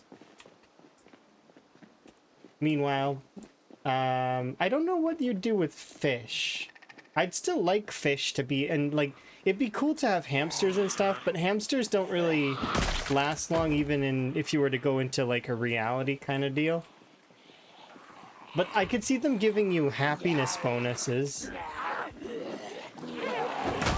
That said, I'd love that to be worked on as well. Advancements in the systems of happiness bonuses and negatives. If for example, imagine if our character could have the same aspiration bonus as The Sims, right? You know how in The Sims, when your character is all the needs are met? What if you could have an aspiration bonus in Zomboid, where your character is elated. They get extra XP, they get extra attack speed, they are feeling better overall, right? They succeed more. Flip side, make unhappiness debuffs worse. So if you're depressed, you have the real depression where you want to stay in bed all day and do nothing, and you're sad, and energy saps faster, and so it's a bit of a spiral, so you have to try and climb out of it. So same, I'd love to see those kind of things applied in Zomboid a little bit, because that system is good. And the current caloric system is kind of lacking. It feels like it's a lot of it is fluff. That it's not really, you're stuck between doing only a few different things.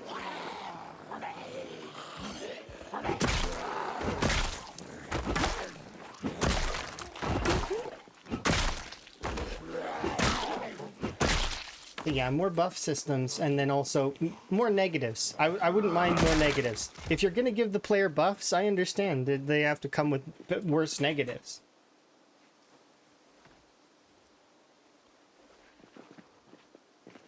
In The Sims, that would be like demotions, right?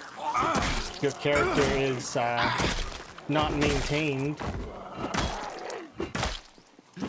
You lose your positional status. Be interesting. Yeah, ducks would be cool too. We have turkeys, but has anybody seen a turkey in the game? Like as a animal?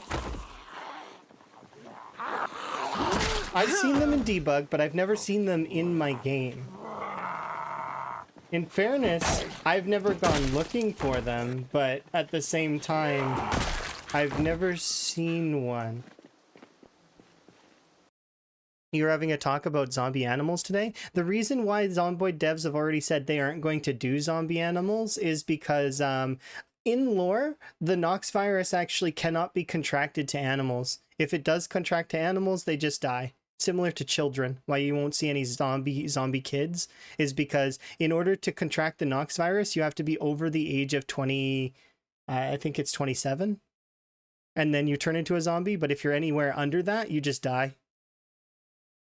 Yeah, no worries. The lore on it is because they've said that they don't want to have zombie animals. There was a forum post that was old that had a big listing of things that they will do and things that they will never do. And there were check marks on there for pets. They said that they wouldn't do zombie animals because or special infected are also a no. They said they wanted to keep to the Romero style of zombie. They said they'd do sprinters though, and they've done that. I'm trying to think of the other stuff. There was a lot of stuff on that forum post, and I could probably dig and find it, but it was like there were some strange ones on there, like requests to be able to sleep next to the zombies, and what was it? Going to the bathroom systems, which they've gotten mod form, but the devs themselves said that they won't be doing that. So, because those systems are kind of, they're a little bit excessive for some. Like some folks don't like that stuff, which is fine. That said though, I'm a bit indifferent because you have to go to the bathroom in The Sims. I don't really care one way or the other. Everybody poops. But not in Zomboid. Because my headcanon lore for that is that the Nox virus has achieved perfect equilibrium with the body and consumes all the waste. That's my headcanon. Is that your character, and also your character doesn't age. Why? Because the Nox virus in your character is the perfect version of the Nox virus. Your character has contracted Nox, it's just that their perfect version of it, right? as opposed to the zombies that are not. And that if they bite you or infect you with a scratch or a laceration, that they actually impart onto you the imperfect strain. And then you turn into a zombie because, well, you've been tainted. But up to that point, you're perfect. Well, as perfect as one can be. You still need to maintain bare minimums, so you do it off screen. But yeah, it's one of those things where those things came up, and there was a big forum post with they had check marks, they had question marks, and they had X's on it. The question marks were like, maybe they do something with it, like, and I can't remember an example of one of those maybes.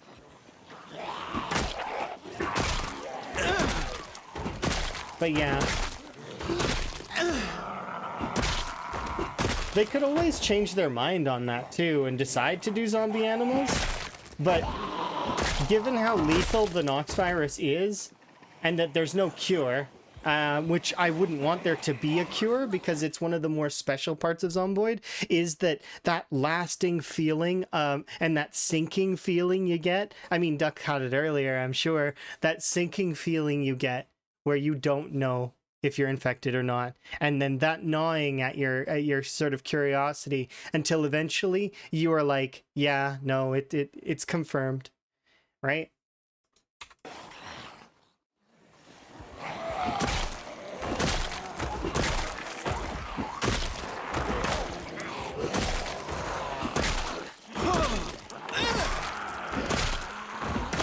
One of its sort of strengths in Zomboid is that there is a finite end.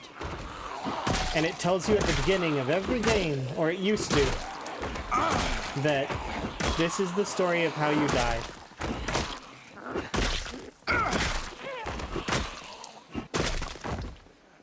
Because it's inevitable. Yeah, you realize it for a while, and it just it sits there, and it's like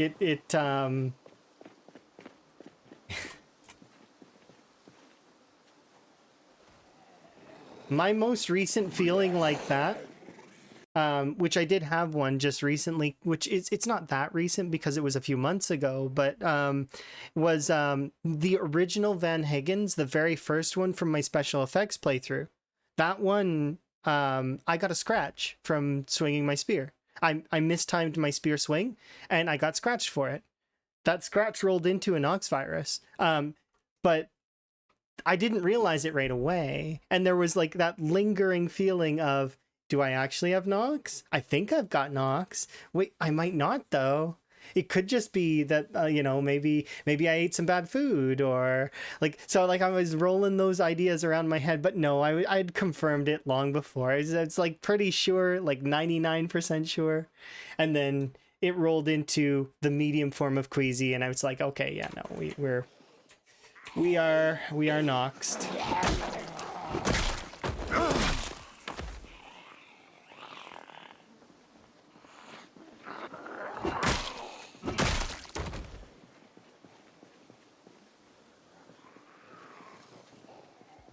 Yeah, it is a roller coaster for sure, and I can relate.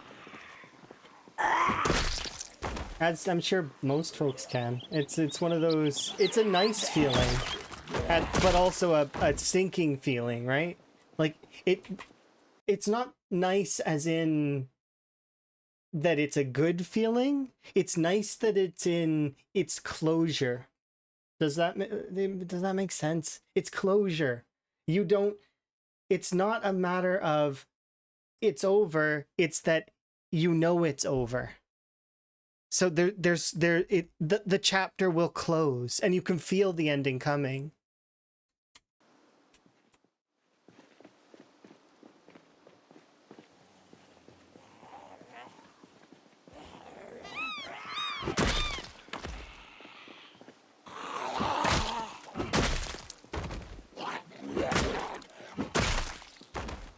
See, the survivor having the Nox virus, the reason why it makes extra sense to me is it actually answers those questions of how come the survivor can just pick up a fridge and walk around in one, you know, they pick up a fridge and they can just walk around. I can't do that. And they can run around too. Like you can go jogging with a fridge. I can't do that. I know I'd be struggling to pick up, like, I don't know, my laundry basket sometimes. Let alone if, like, I mean, hoping to pick up a fridge.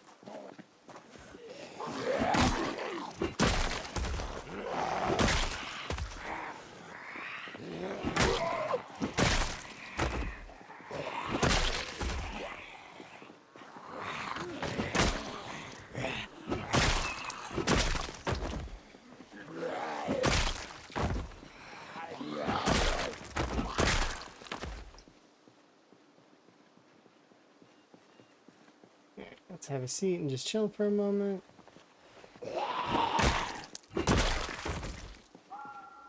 Oh, in case anybody's curious on how I'm getting up so quickly, just in case nobody knows the answer to this, you hold shift, and like if you're holding shift and you stand up, so standing up normally looks like this, right? But if you're holding shift, you get up faster. It's a bit of a game changer when you figure that out. But I've just figured I'd mention it for folks that don't know about it, because it's good to have those kinds of tips in your pocket, especially when you're, you know, in a hostile area. Like this one. This one's hostile. But we still need to rest, because it's important.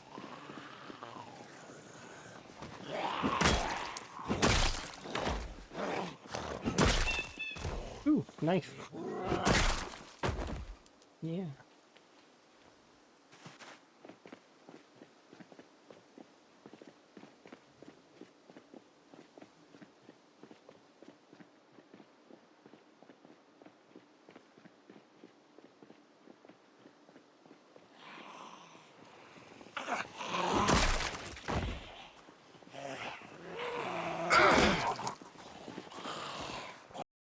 So have a look.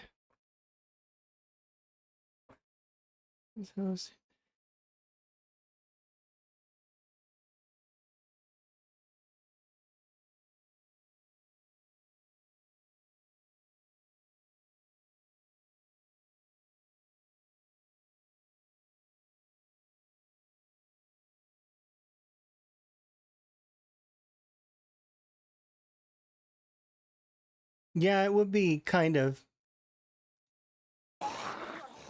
I get what you mean.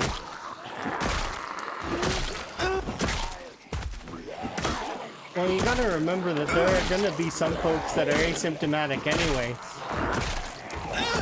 And that's what I think that our character is. I think our character has the Noxirus.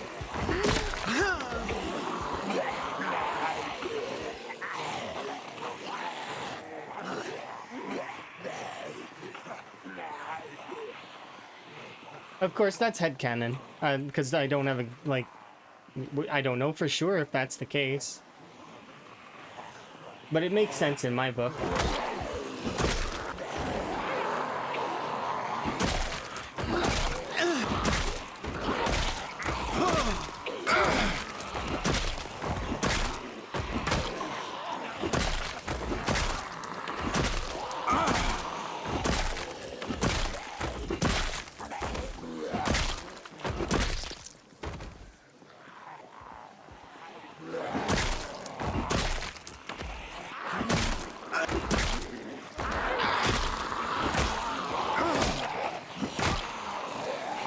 Another piece of katana.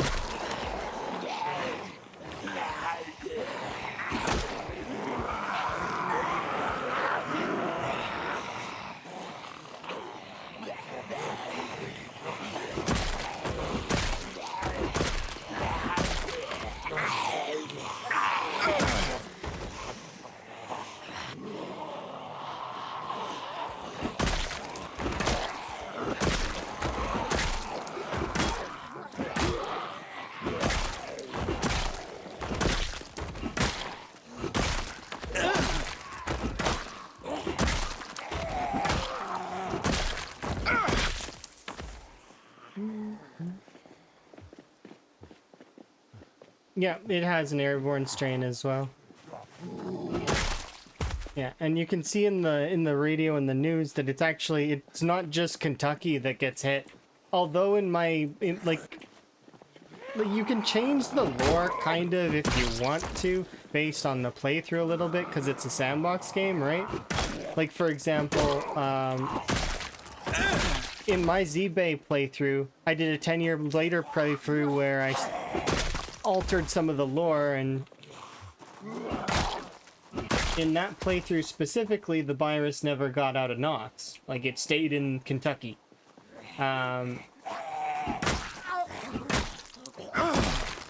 But canon lore is different than, than that kind of thing. The canon lore would be the stuff that the devs actually intend via their newspapers, radios, TV shows. The TV shows are interesting, by the way. If you haven't actually watched them outside of Life and Living isn't the only channel that is on the TV.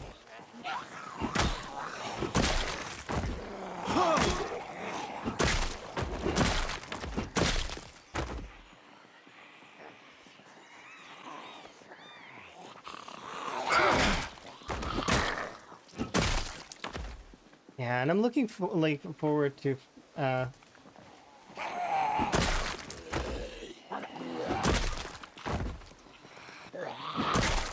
future iterations of things. Like, I'd love to see, because they just released a new Spiffo, right? I would love to see the rest of the paws. Like, all of the other paws creatures, and then also I would love to see them also in their survivor variants, because I'm sure that they would have survived too.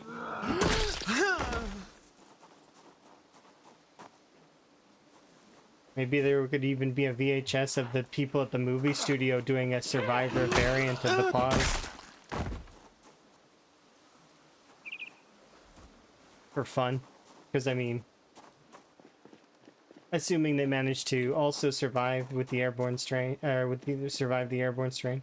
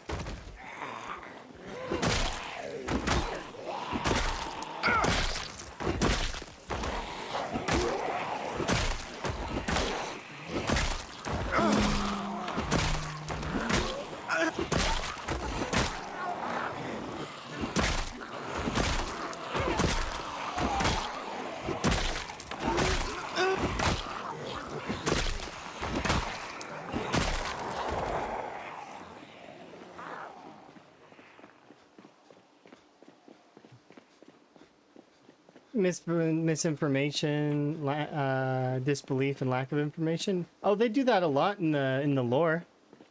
For the first couple of days, the newspapers and the government are all saying like, "Oh no, it's fine, everything's fine." Meanwhile, you can see strange things like it mentions in the newspapers that their phone lines are disconnected. Oh yeah, no. Also, you're not allowed to leave Kentucky right now. Your phone lines have been disconnected. Oh, it's a weird technical issue. It's nothing. It's nothing. Also, you can't leave right now. You can't leave. You gotta stay. That's strange. And it just kept getting, it escalated from there and kept getting worse and worse. But like, I mean, yeah.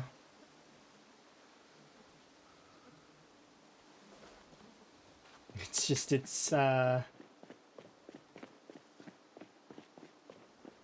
yeah, cover-ups and those kinds of things are all in the lore as well, which I find amusing.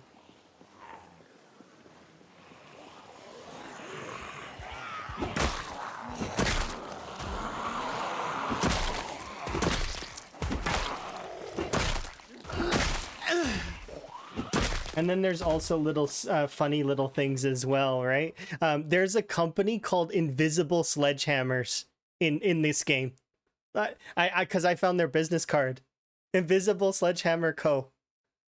It's like there's that. There's a couple of them that were really funny. I got some stocks for some different things in a previous playthrough. It was like they've got some interesting company names for sure.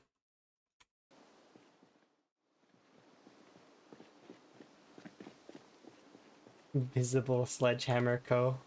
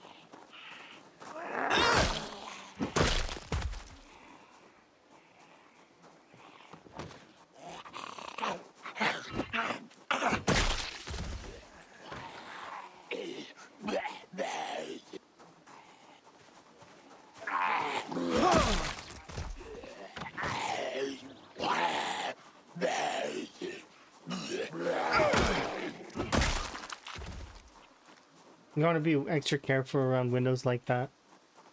The reason being is that some of the windows, I've seen zombies lunge and bite people through them. It's probably something to do with the window.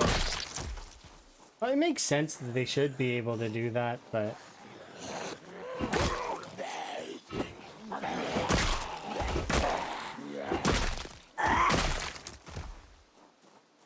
But...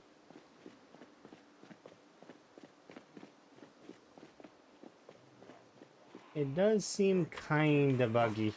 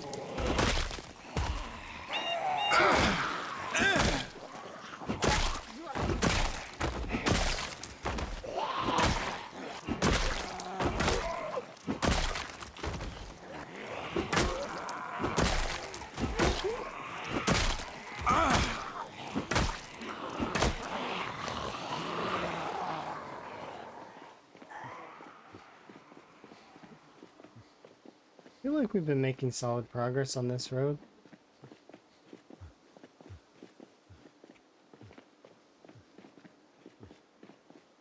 do one more.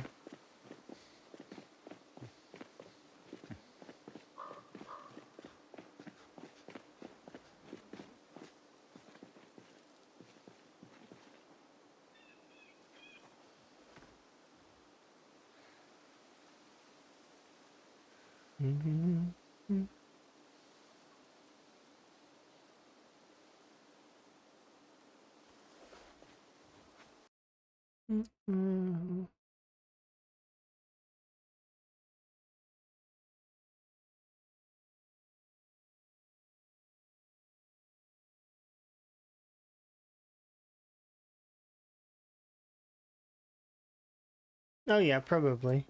It would evolve, is what you're saying. But that doesn't necessarily mean it would evolve into spitters or anything like that. More than likely, it would just evolve into something similar to what exists in the game already. Also, if it were to be like this anyways, they would... They wouldn't last forever. They would eventually wither away. Because they don't have proper food sources. Right? So, plus it's the reason why this sort of thing can exist in the way that it does is because it's fantasy. It doesn't react in the same way as it would in reality.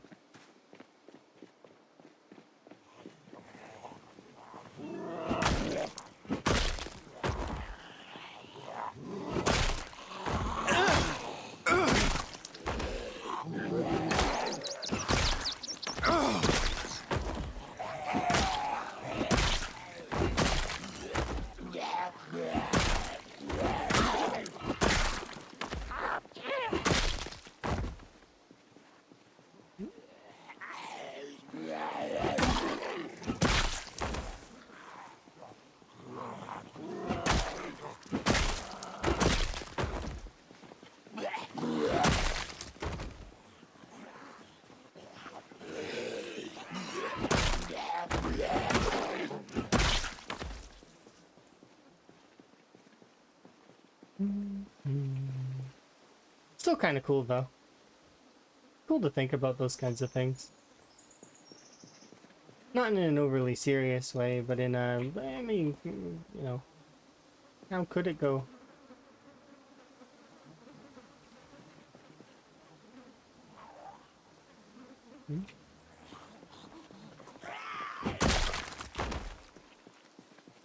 I want to take at least 10 watches.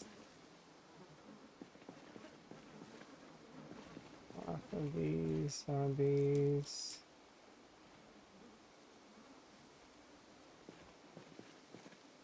There's more than 10 here for sure, but you know, 10's a nice round number.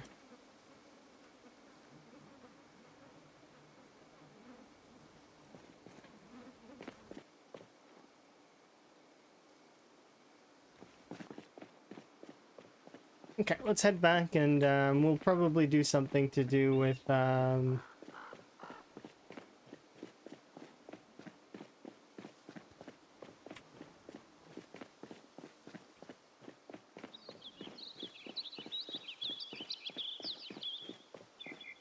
gonna guess that you meant set of lungs? Right? Lungs? Is that right? Because you said lugs and that makes me think of the lug wrench, which is like not right, I don't think. Right. It makes more sense. Set of lungs. Yeah, okay.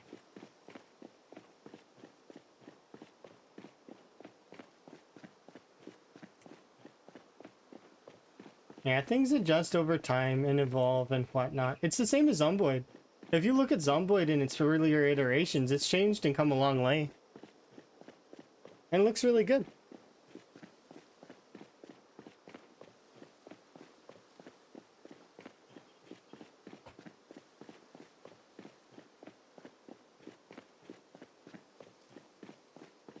And there's the tiredness.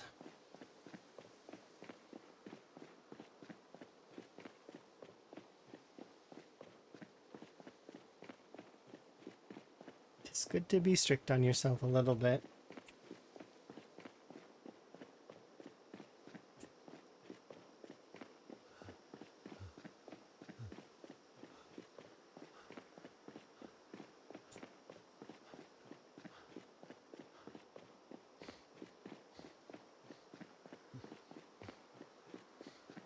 I'd same as sharks. Sharks have been around for so long. Super duper old species.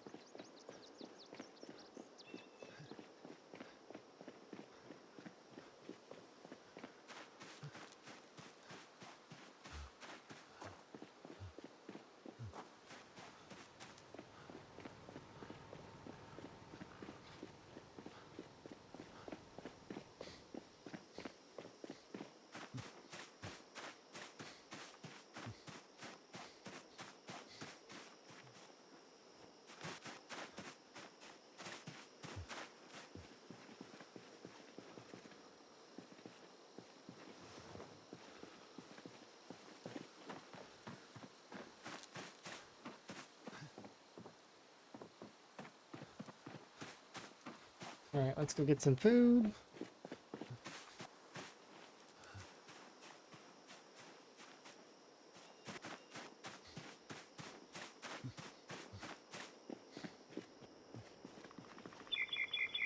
So I'm gonna bring these in.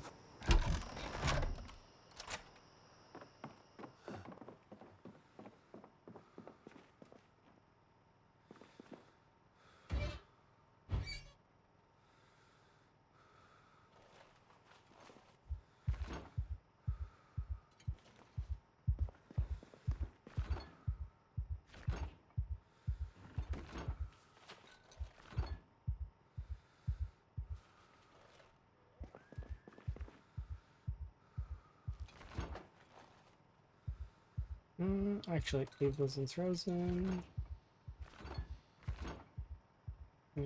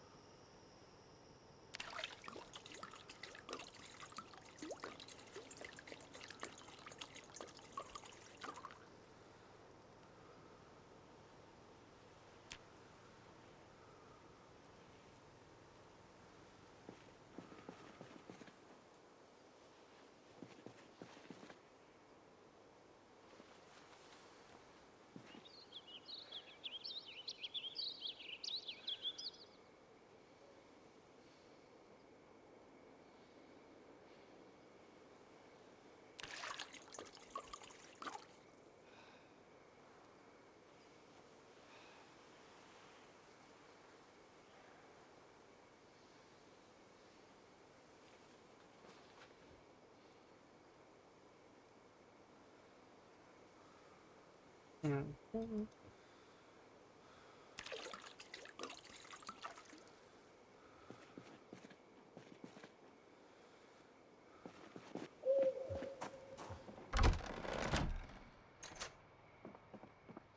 It's time for the maintenance portion of my character.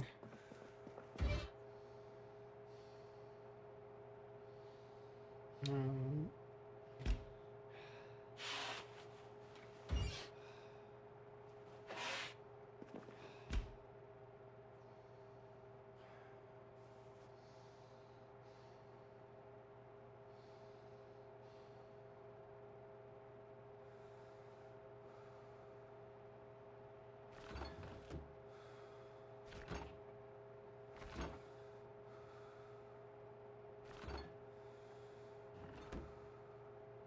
We'll be cooking with all of these here in a moment.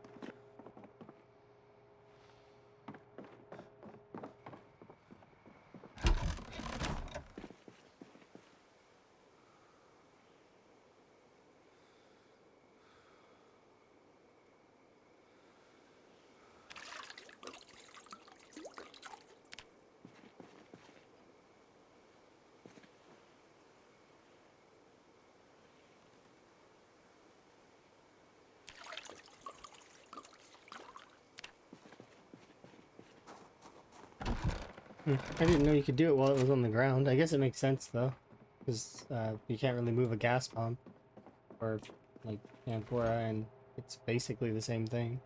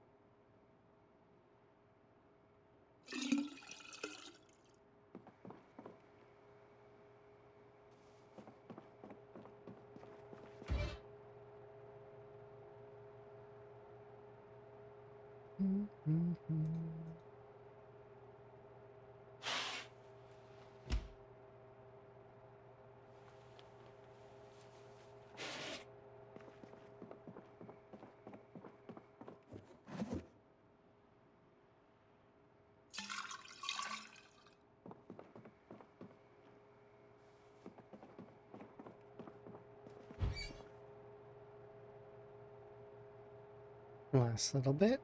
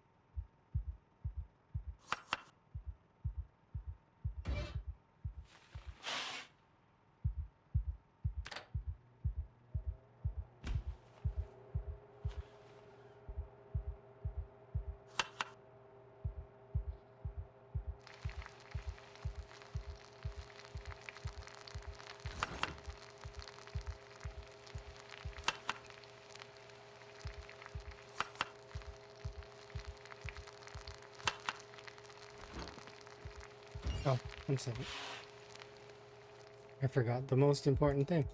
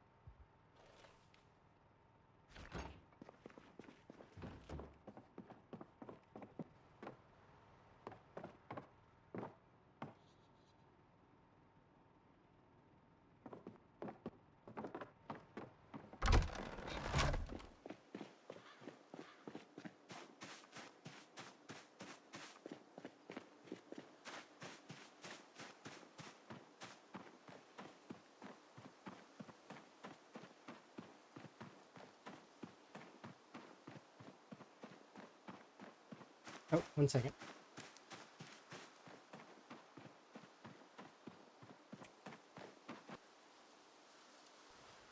Okay, now I can go over here.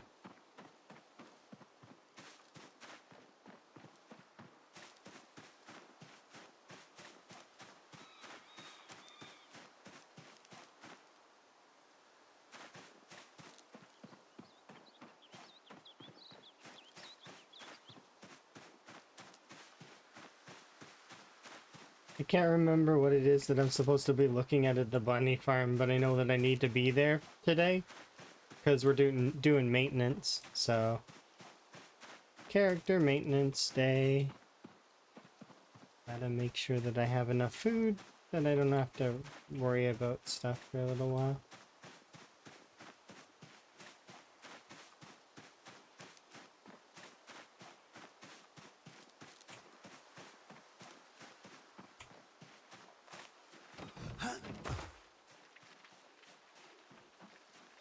Alright, so there is 110 rabbits in this pen, which means that 10 of them need to go, at least. So...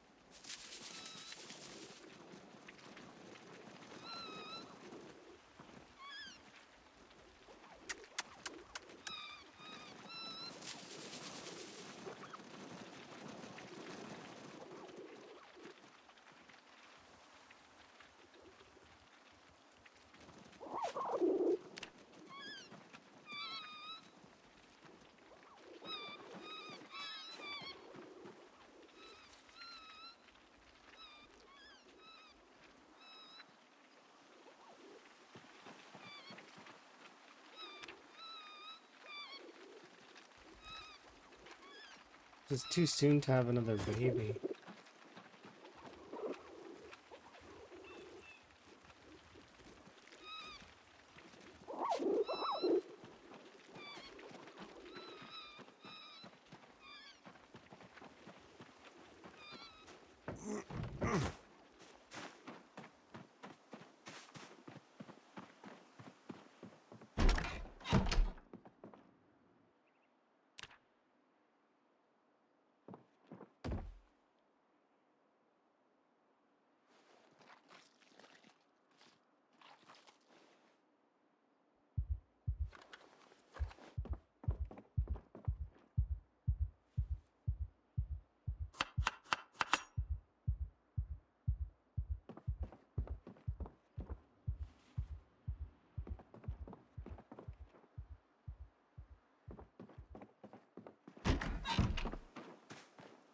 I need to keep going. I need 10 total just to clear out some of the excess.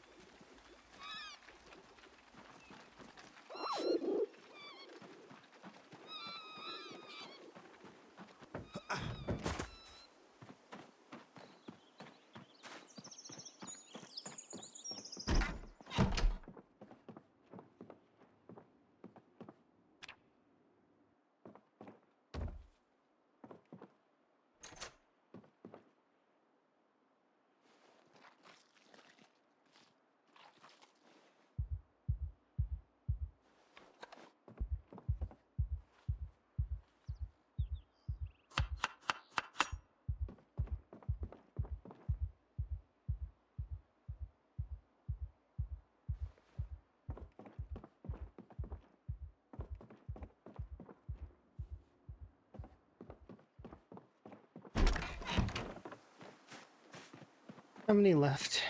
I need to... 6 more.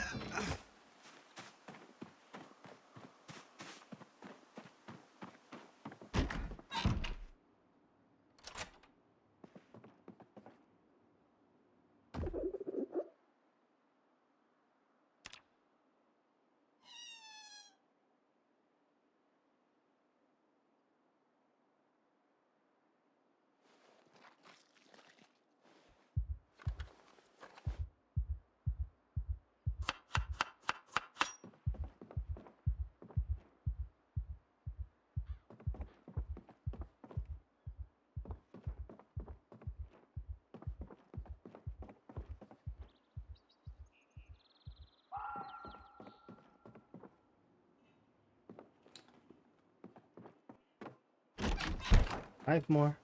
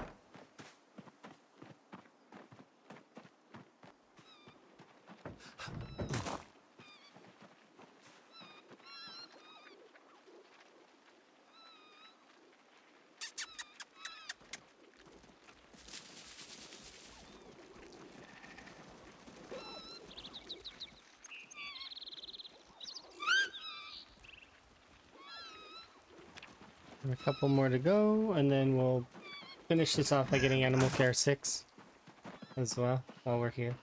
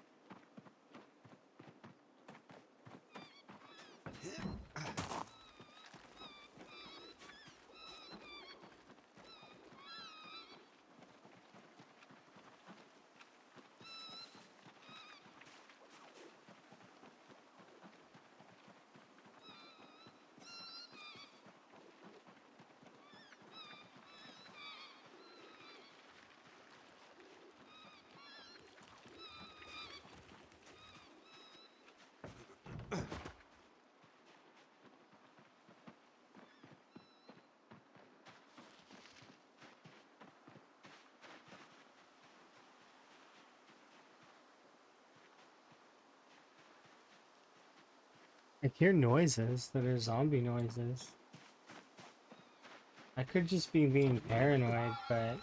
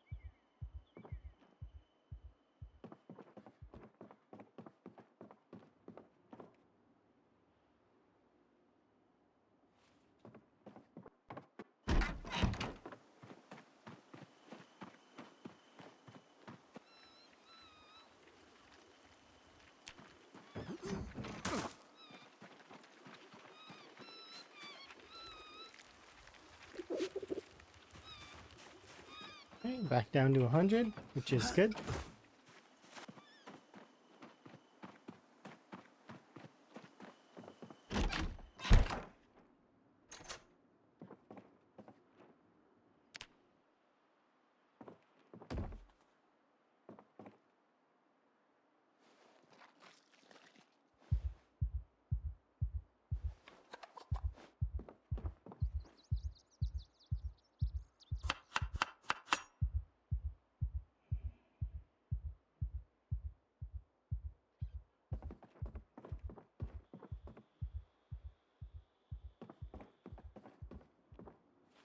It's gonna take at least 2-ish trips.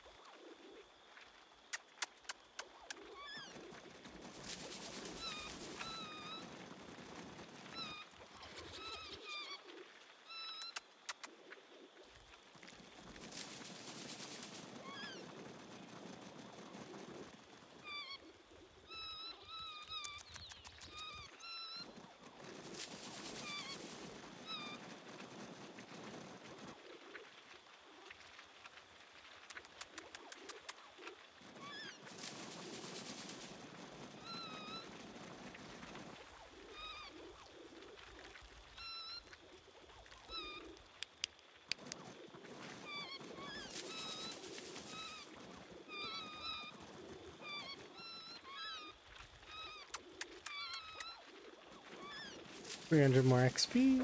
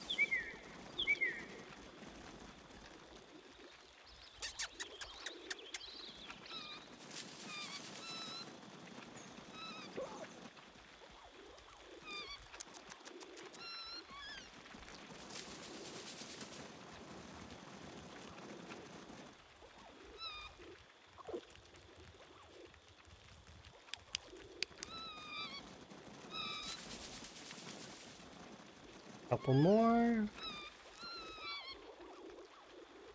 We're about to get that noise. Either 2 more or 1 really good one.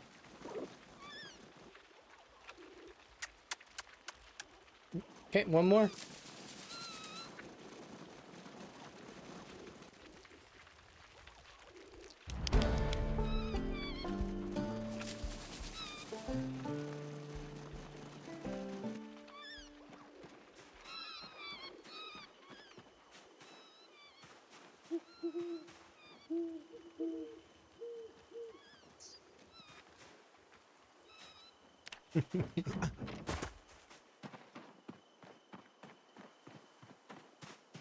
All right.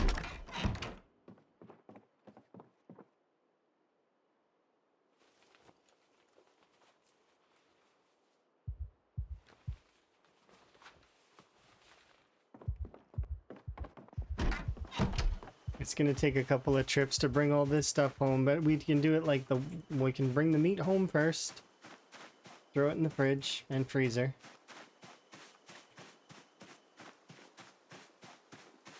And the goal is to cook it all. We probably are gonna throw away most of it, let's be fair.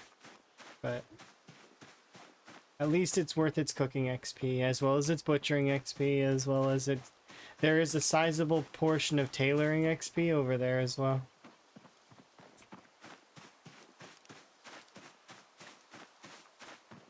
We just need to make it back home.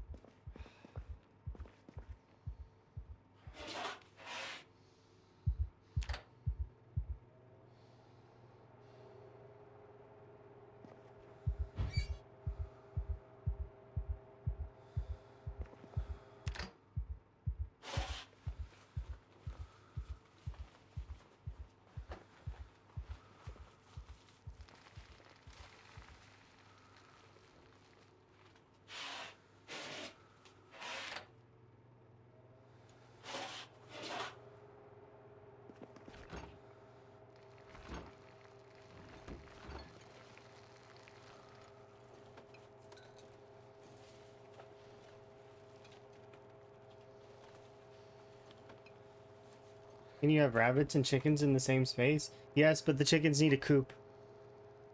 As far as I'm aware, they don't interact at all. But also remember that it's very easy to apocalypse yourself with the animals when you have a lot of them. So you would want to make sure that you're maintaining equilibrium with the animals. That, or make sure there's no males.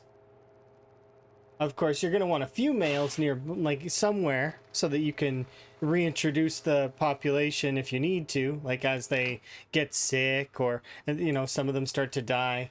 Because that's just, some of them will die of old age. The animals, it's good to have some. What I'm doing is I just have rabbits, and if the number goes over 100, I cull the herd until there's less than 100. And if I ever need another male, I'll trap a rabbit. I will trap another one to reintroduce more to the population. But usually, if there's 100, they'll maintain themselves. And then I'm feeding them with grass.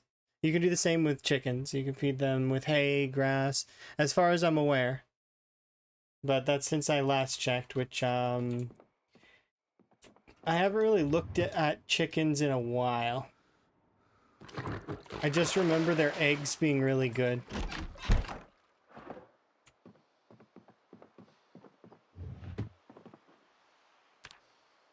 Are chickens easier than rabbits? No, because if you, like, I don't think they are. I feel like rabbits are the easiest.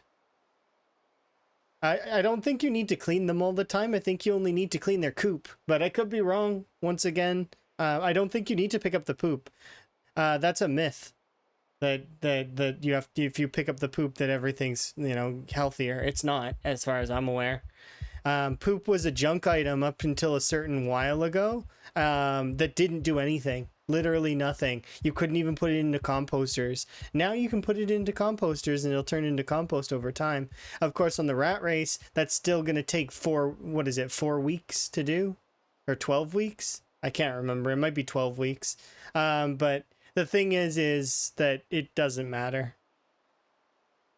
The chickens need a coop. The rabbits don't. So a hutch. They need a hutch. The rabbits don't need the hutch. I just put them in that pen just because it was convenient. It was smaller than the other 2 pens that I had access to. So there was another 2 pens that are nearby. There's one that I could have built that would have been like, what I was going to do was going to build one over here. But I don't want the rabbits near me. So what you'll maybe notice is that I run to my rabbits every other like so on, right? And that they're away from me. I don't want them too close to me.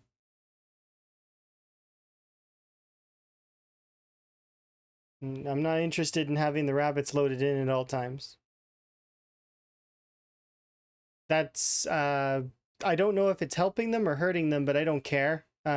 Because there's over 100 of them. And you'll notice that I don't check on my rabbits very often. It's like I check on them once every few days. And they maintain almost, like, every once in a while I'll see a carcass in there, but you know, it's still maintaining. It's still holding. And there's 2 water troughs in there and 2 food troughs. So, and I keep the food troughs topped up, and when it rains, I run over there and check on them so that the troughs have a chance to refill. But yeah.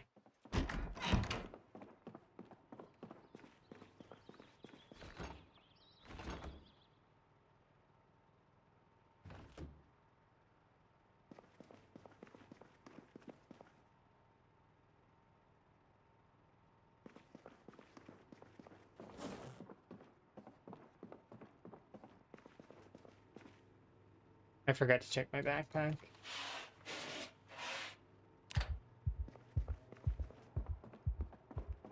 I thought that it was a light amount.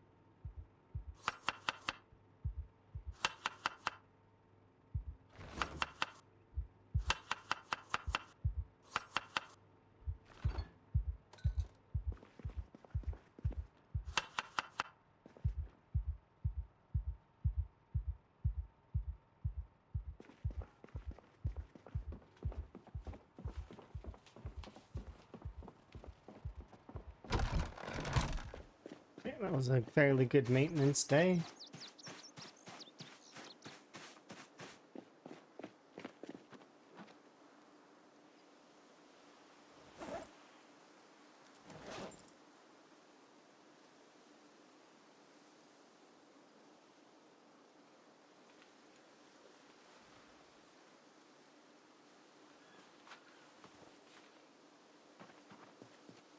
To think that I've used up almost all of the baseball bats that we built up to this point. It makes sense though. We went we're all what, level 7 and a little bit now.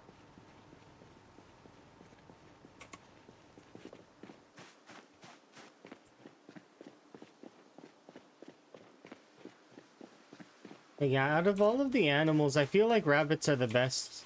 But that said, that's a bit biased of perspective. Cows are also really good, and so are sheep, because they give you milk, and milk can be made into butter. Good for the early game, good for the late game as well, especially. So don't sell those animals short, obviously, and sheep are amazing because they're good for tailoring as well. Chickens arguably are going to be really good for boyering once bows become a thing because of the feathers, right? Of course, there may be grass or leaf fletching that may be a thing as well, but we'll see. I don't know exactly what they're going to be doing with any of that. All in all, it's good to get some kind of animal, because if you've got none, fishing can hold. It's just because of the current adjustments to fishing. If you don't push your fishing level to level 5, you're gonna have a hard time. That doesn't mean it's impossible. It's not. It's just you'll spend a lot of your time fishing.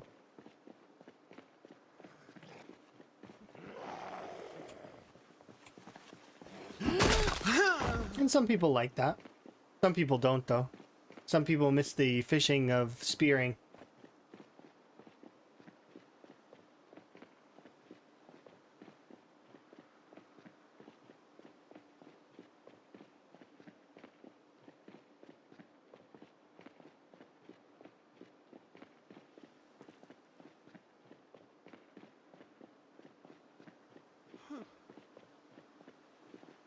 You'll be fine, Higgins. Relax.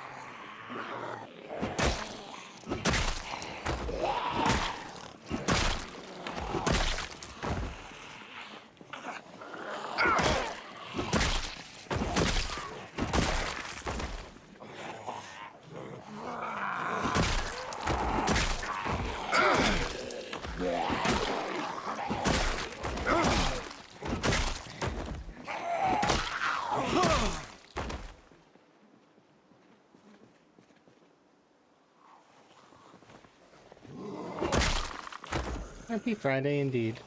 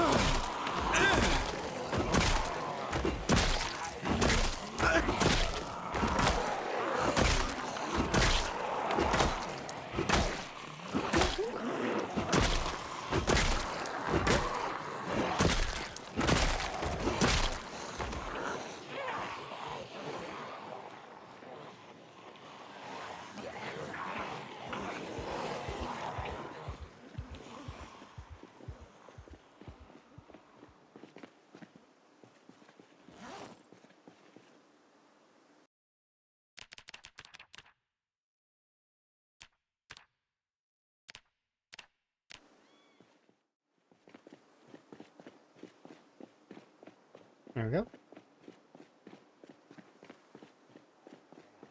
Oh, hello. Or random zombies.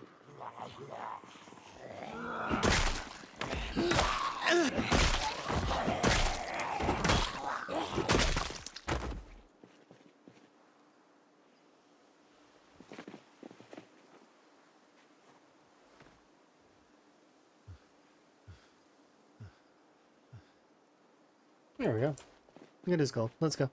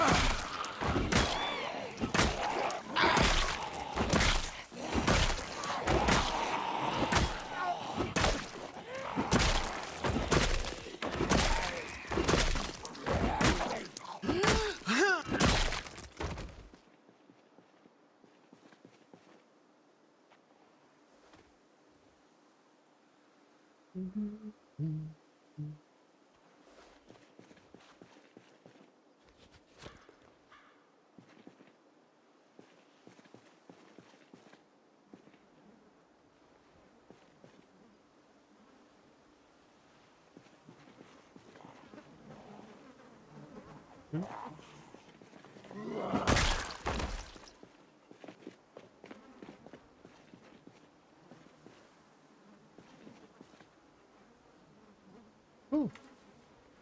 Random hockey stick.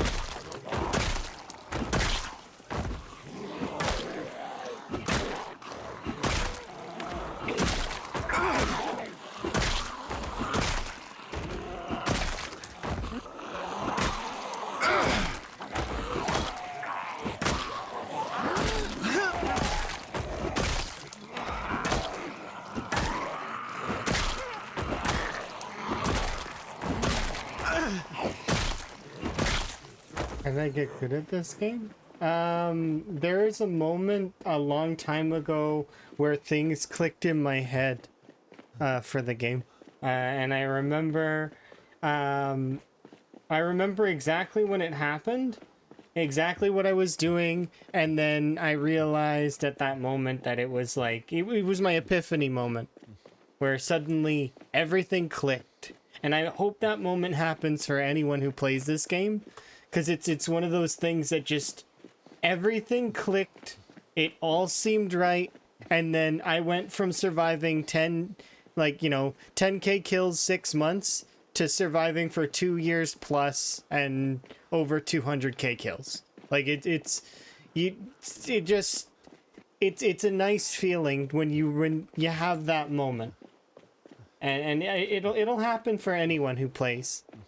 I at least I think it's so for me, the moment happened here in West Point. I was between the graveyard here and my safe house here. So this is my safe house, and this was the graveyard, right, for the church. I was here, and I was nimbling, and I realized the zombies couldn't touch me anymore. Not unless I let them, or if I messed up in any way, it would be on me. The onus was on my fault if the zombies caught me.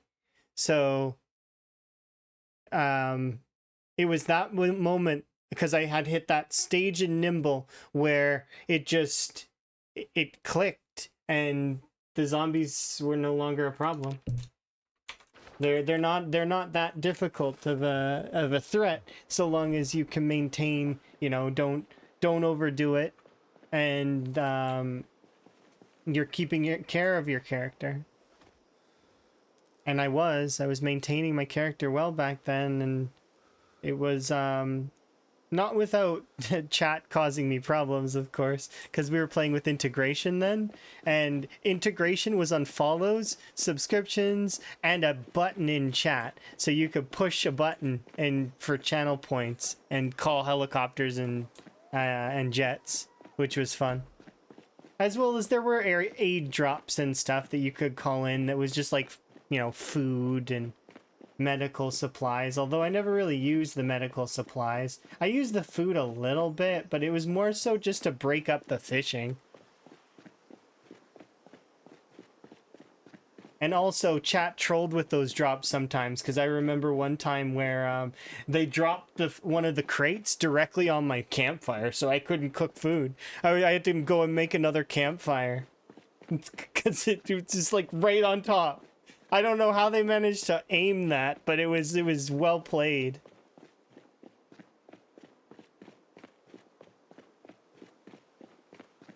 But I was forced out of West Point multiple times, and in doing that, and having played that, and then the CDDA run, and then the Cryo Winter run, and all of these different styles of play, gradually over time, you just get better at the game. That's just how it goes, right? You put in the time and you'll get there. Some people can get there a little faster than others, but I mean, at the end of the day, it's about, how much passion do you have and how long are you gonna, how are you gonna do it?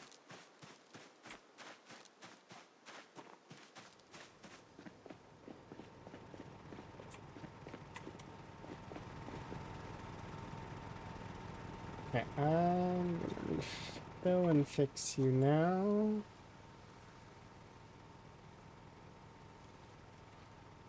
But yeah, you'll get there. You'll survive more than a month. Easy peasy.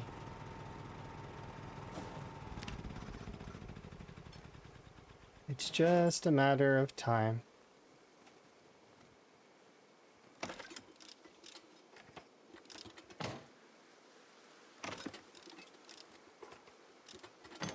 Complacency can be a killer, but also it's just knowing that you're human and you're gonna make mistakes.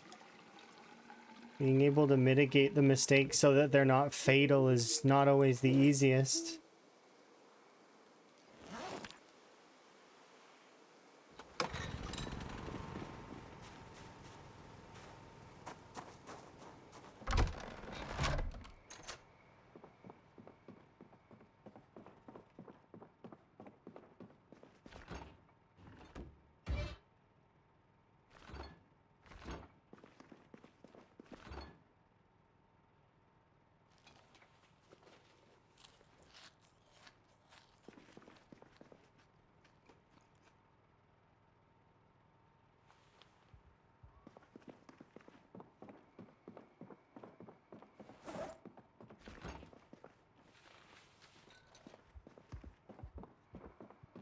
Yeah, exactly. You're dealing with aspects you're not familiar with, so as a result, you can also give yourself leeway.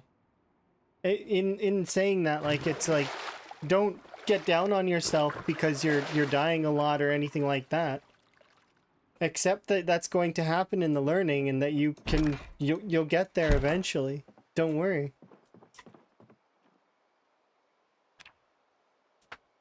That's the big thing for PZ, is to not give up. You'll get there. And eventually you'll, you know, cleave through hordes of zombies like they're nothing. And then return home with your big pile of loot.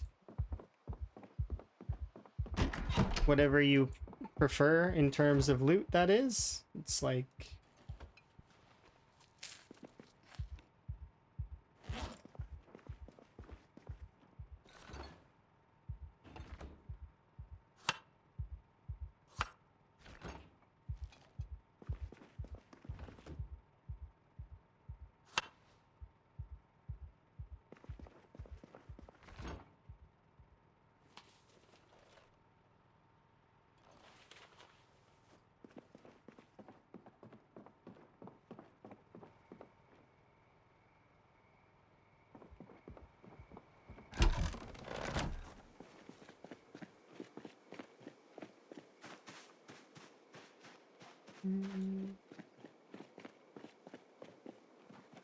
And I think, yep, that's it for the bats that I've made.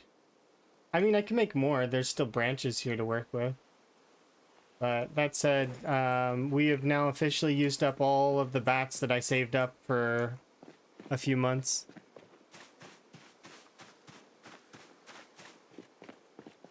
Put yourself in danger just as you get too much food. Yeah, so the thing is it's good to remember that the world is your inventory as well. You can always come back for that stuff once the area is more clear. And if you're playing with respawn on, you can always come back for that area when you're more capable of clearing at a speed that matches whatever mode you're playing on. And if you're playing on like times 16 with respawn on, well, I mean, then you could always set up a burn. Assuming that you're playing with with respawn on in time 16. I mean, most folks won't do that because it's that's too much. It's too many zombies, and they respawn far too quickly. They can kind of easily overrun a player most of the time. You'd have to do consistent burns every few days in order to maintain it, which, I mean, is not impossible. But if you're gonna do that, in my opinion, you would just want to turn down the population setting or turn off respawn. Because if you adjust the population setting down, then you can actually make a sort of an equilibrium for the character to the point where you're able to kill just as fast as they respawn. So you're able to make progress as opposed to fighting in a losing battle. You struggle on normal settings. So like,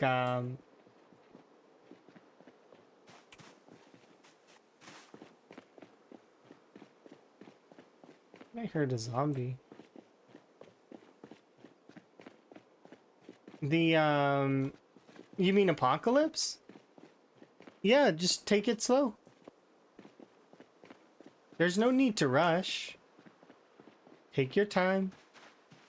Build your character up. That's the big thing, is that if you take your time and you build your character up, you'll gradually get strong enough to the point where you're able to take on you basically will bounce from group to group, clearing a group of 20 zombies, then another group of 20 zombies, then another group of 20 zombies, because you'll start to notice that Apocalypse is patterned. There's a pattern to the way the zombies group up.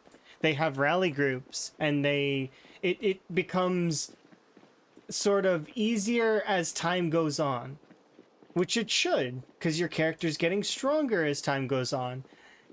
It essentially, the start of a playthrough is the weakest your character will ever be, unless you self-impose weakness upon yourself. Like, for example, if I were to switch to, let's say, another weapon right now, then obviously we would have a lot harder time clearing zombies, but I would adjust my strategy to doing so. meaning that I would clear less zombies, but I would build up the weapon until eventually you can see what I do with the weapon now. And then this would be how we do it for the normal.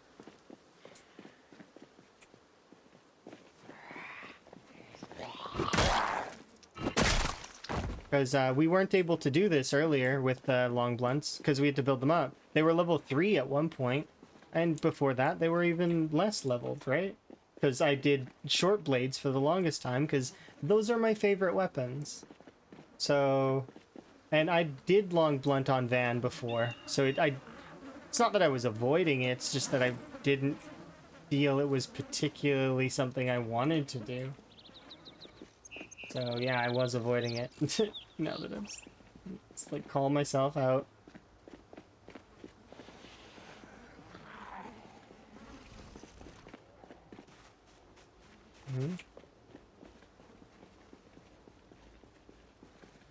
I'm a little confused. One of you getting back up?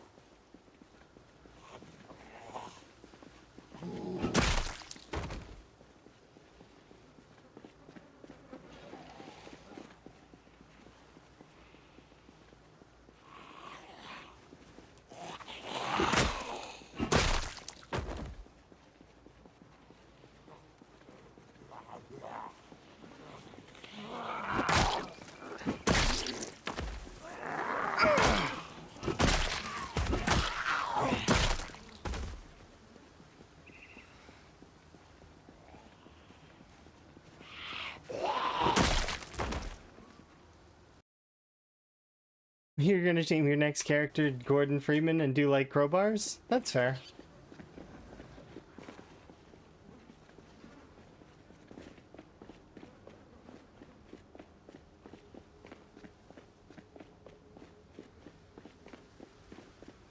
You like two-handed and you favor the crowbar. See, my favorite weapon are the short blades. I really like the way the knives play out. Although I do feel like in build 42 they're a little bit weaker than they were in build 41. In fairness, they need to be a little weaker. In build 41, they essentially were infinite stamina. You could just keep stabbing all day long. In build 42, you actually need to take breaks in between your attacks, which makes sense. Like big groups, I mean. It's still light, though. But there are other options now that kind of make it less ideal. So because there are other options that can match the short blade stamina usage, they're less... Basically, their best trait is now not as good as it used to be because of the quantity of options that are available. So it's kind of like the pool got watered down a bit, right? The thing that made short blade special is now not... It's accessible by some of the other weapon classes, mostly the axes and the short blunts.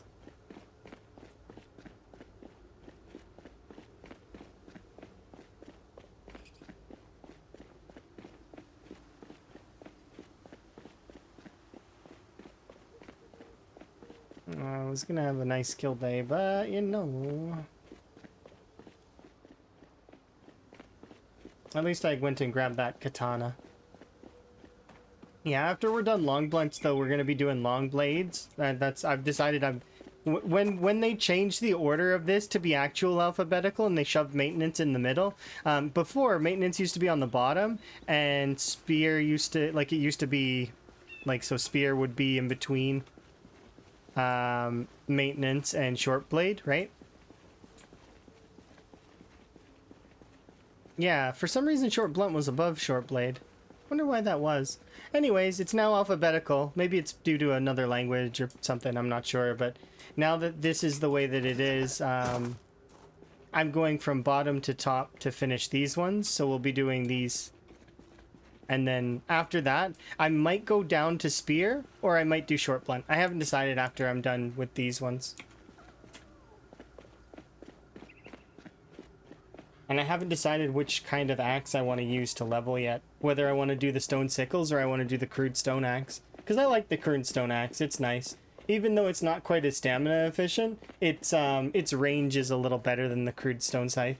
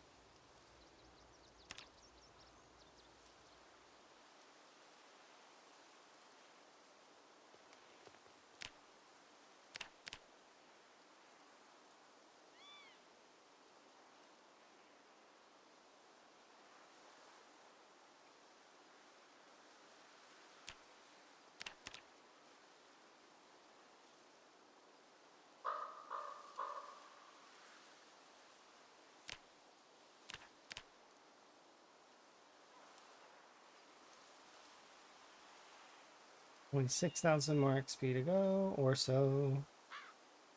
And then blacksmithing's done.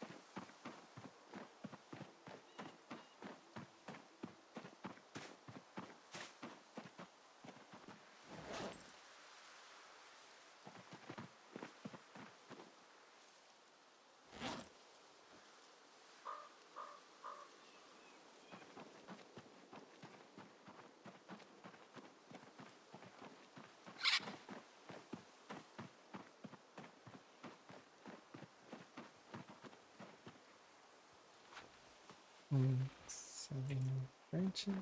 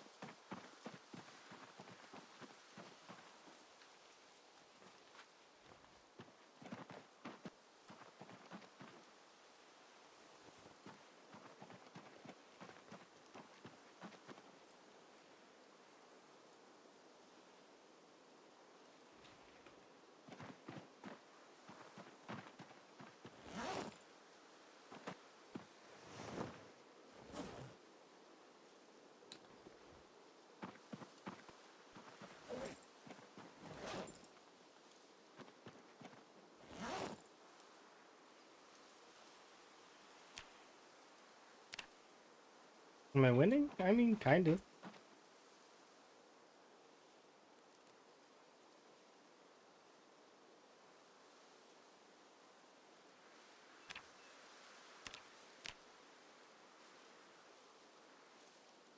I'll carve some more bats, and then because we're about to be low on bats. Today was a foggy day, so I didn't really want to go out.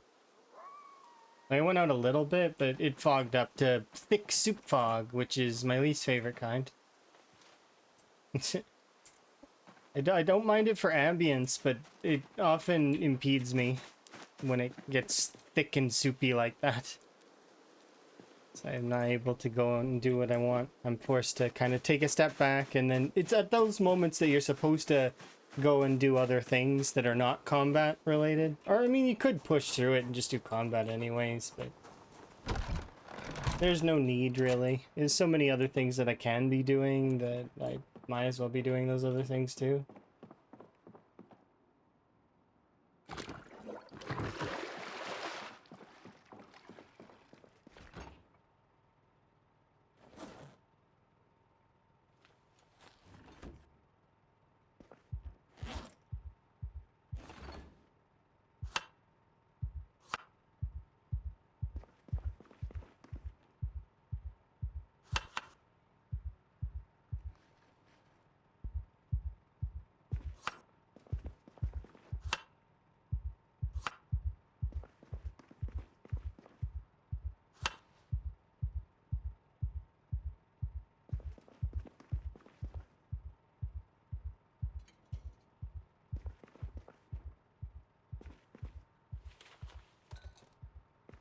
Alright, let's go have a nap.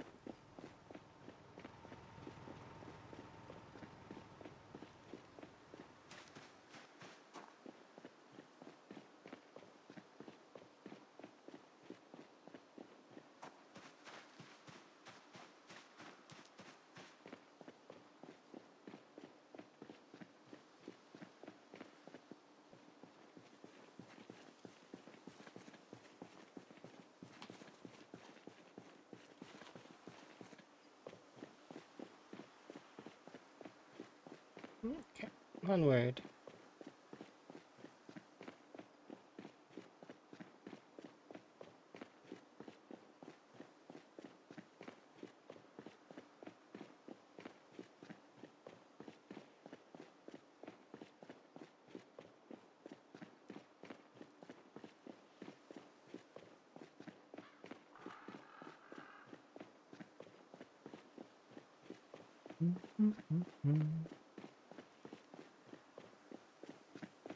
Oh, it's a hot day. Jeez.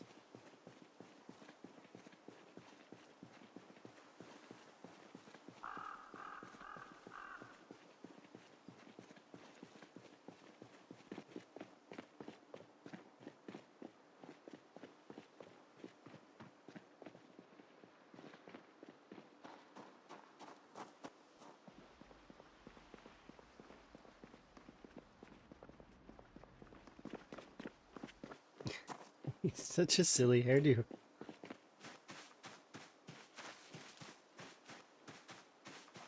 For him, I mean, because he's supposed to have a Picard.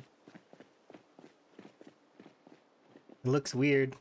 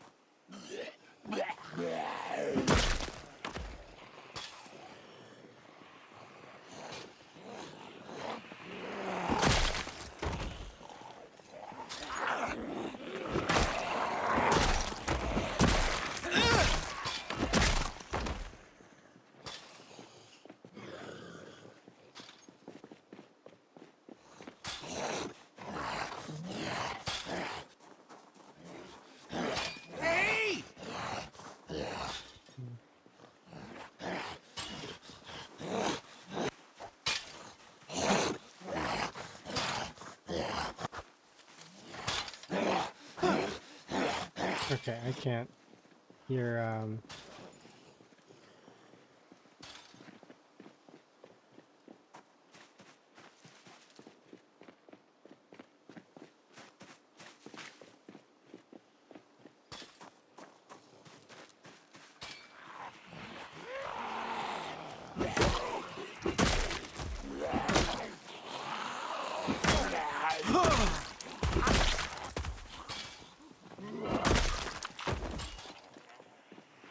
oh, oops.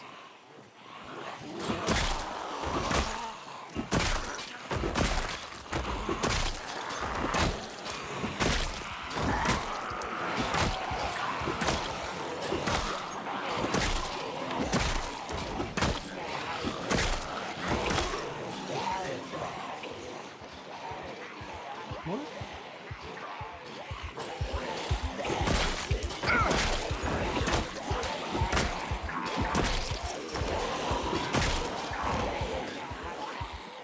Wasn't I just over here? Were these, what? I could have, oh.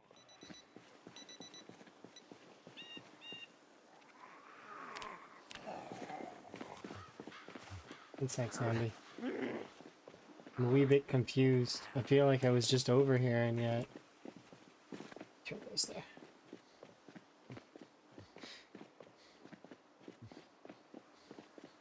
There's a sizable group over beside the storage unit. Wasn't I just over by the storage unit?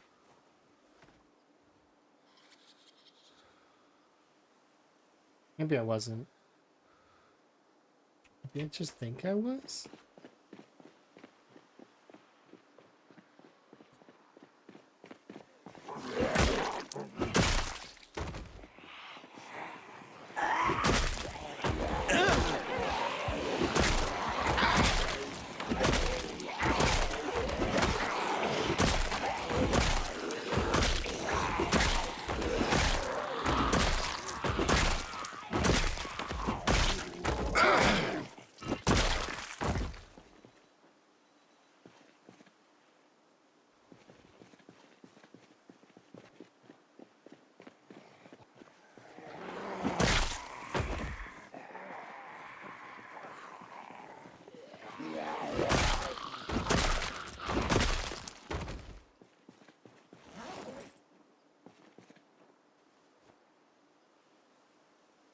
Hmm? No.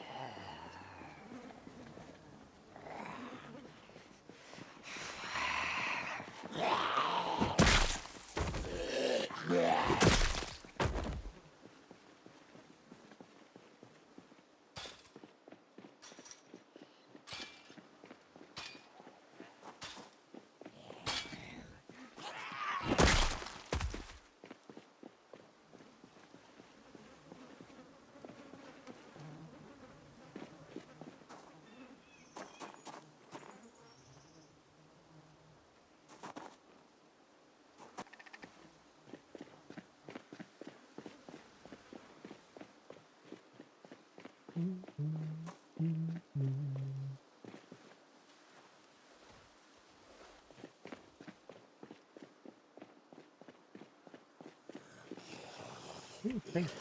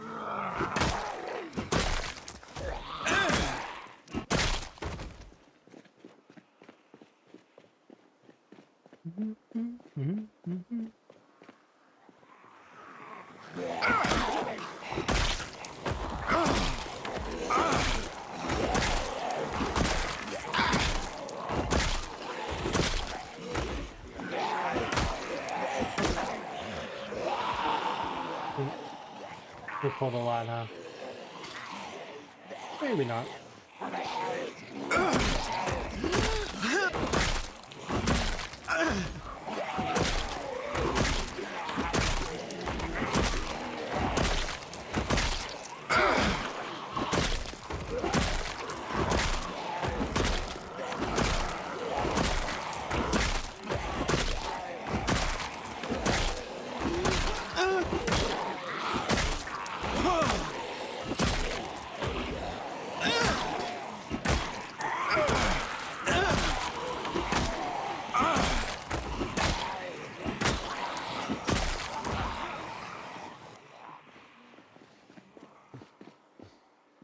Alarm. 1940. Right there.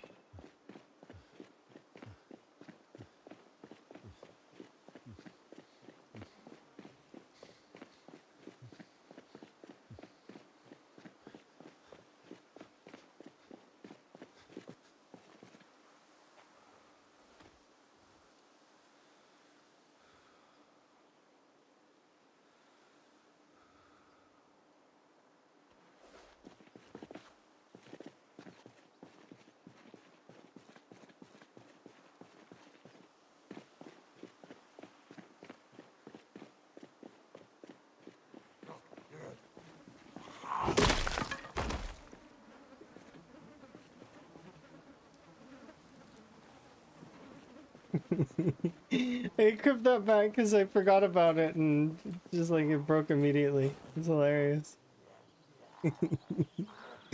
This didn't even last. It just like smashed.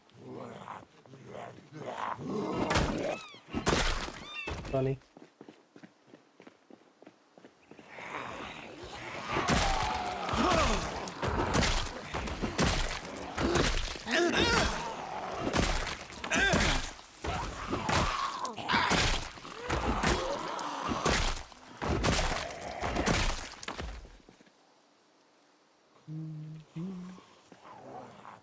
look, another pack of cigarettes. We were just talking about you a while ago.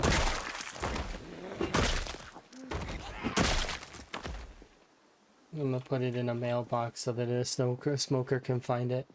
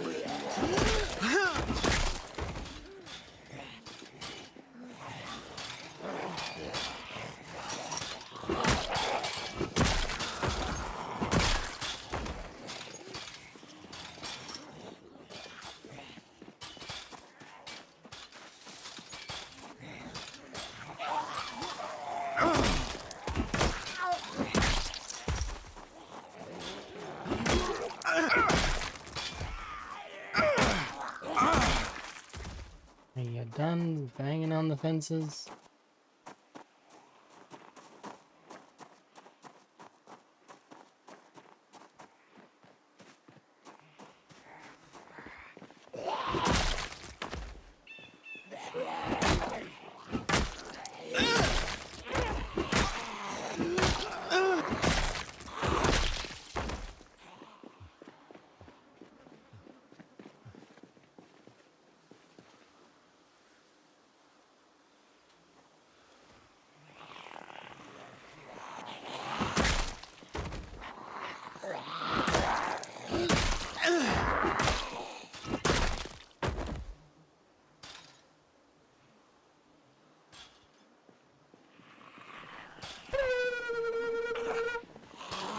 Thank you for the wellness check. I do appreciate a bit of a stretch here in a moment.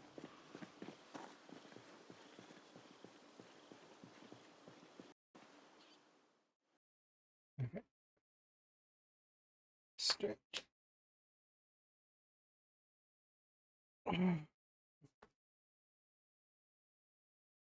Okay.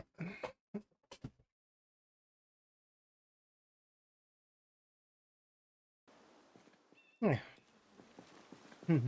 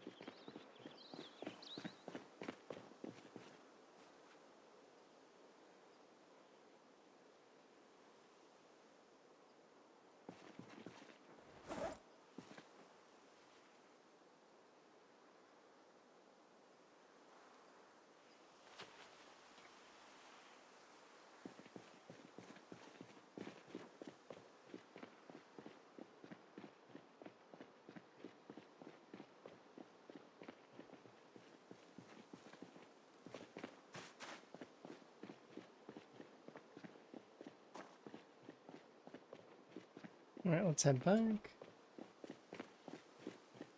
We're doing really good. We're on par with what I set as my goal for that I wanted to achieve for today.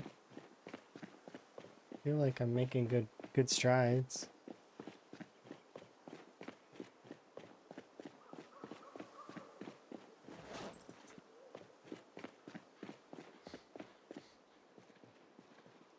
That said, and we've actually leveled up a couple more things, which is good. A little bit more. More kills required.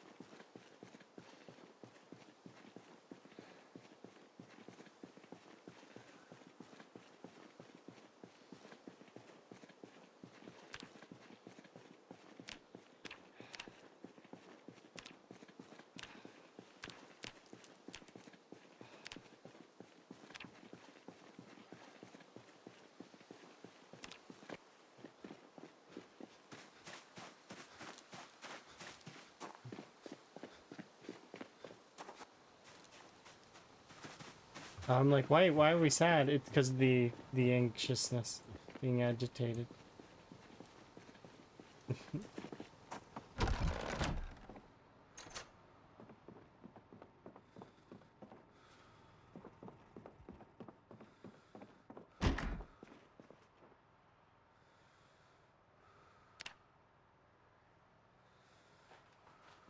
Fix your hair.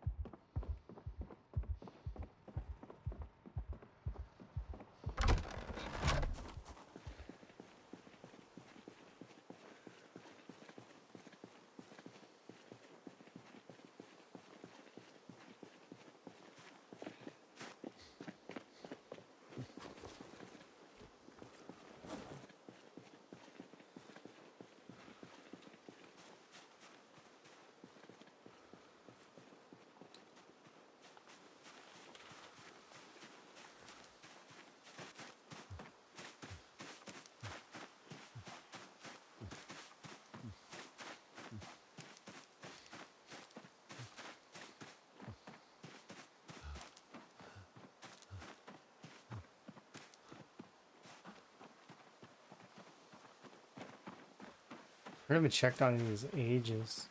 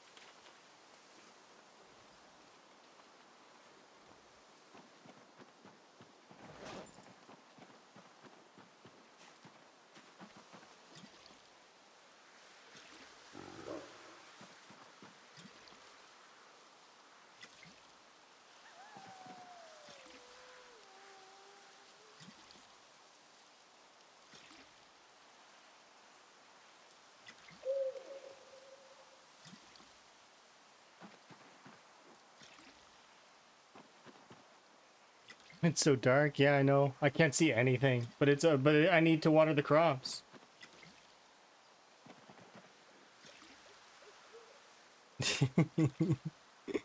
Intense garden music. I mean, yeah. And then it switches to this, which is more melancholy.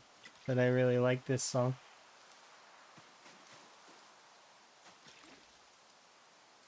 Yeah, the crops need their water. As well as I need to harvest some of the ones that are required. Like I said, I can't see anything. You guys, it's not easy to see. But it's okay. We'll be alright, I think. Probably. I mean, if I hear a zombie, I'll run off into the woods. Probably.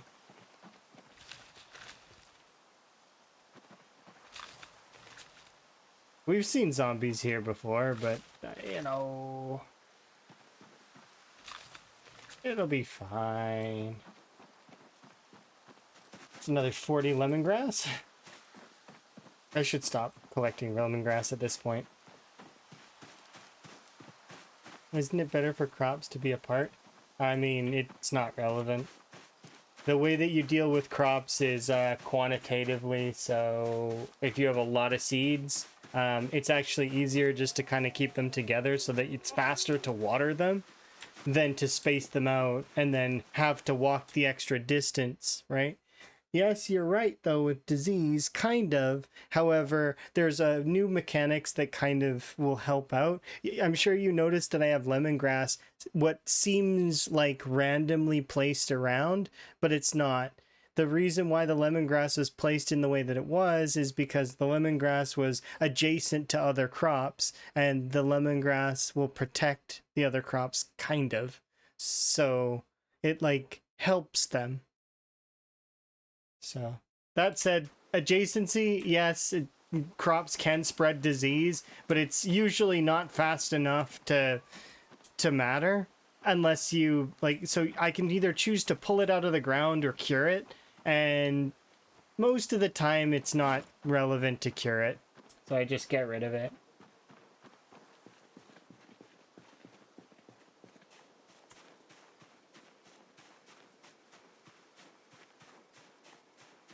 Yeah, exactly.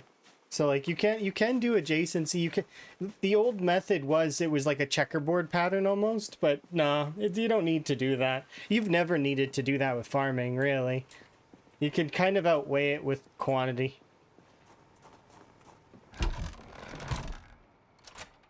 Like I had so many radishes, I had to throw them away.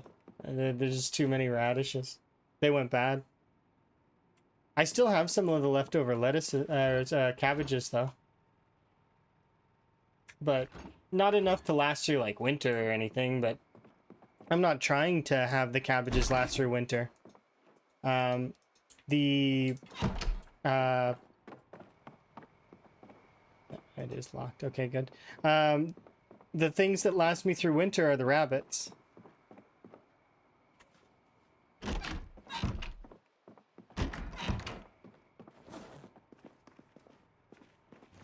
Of course, we have way too much rabbit at the moment, because and that's gonna be how it is from now on. It's just we're always gonna have too many rabbits.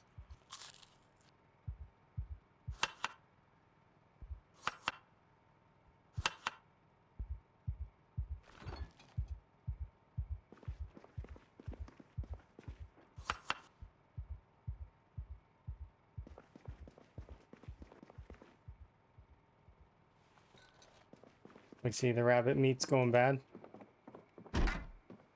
I could rest the stream, absolutely.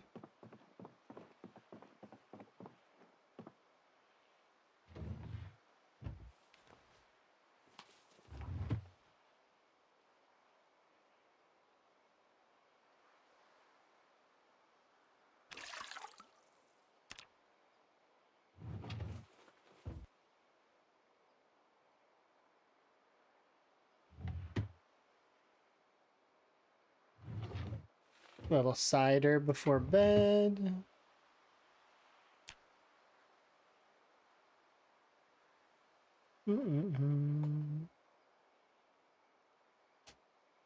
But yeah, you're not wrong. It was dark. Sipping cider from my goblet. I like the goblet. It's cool. I was maybe thinking about making a silver one too, just so that I have both kinds. And like decorating a little bit with it. Is it a mod? No, I'm playing Build 42.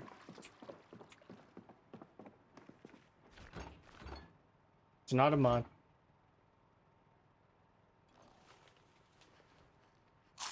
I'm not using any mods that add items.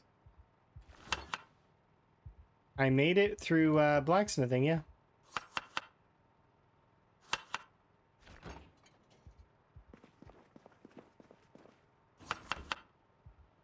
I can show you here in a second. Just give me a moment to finish my food. Before we head out to go kill more zombies.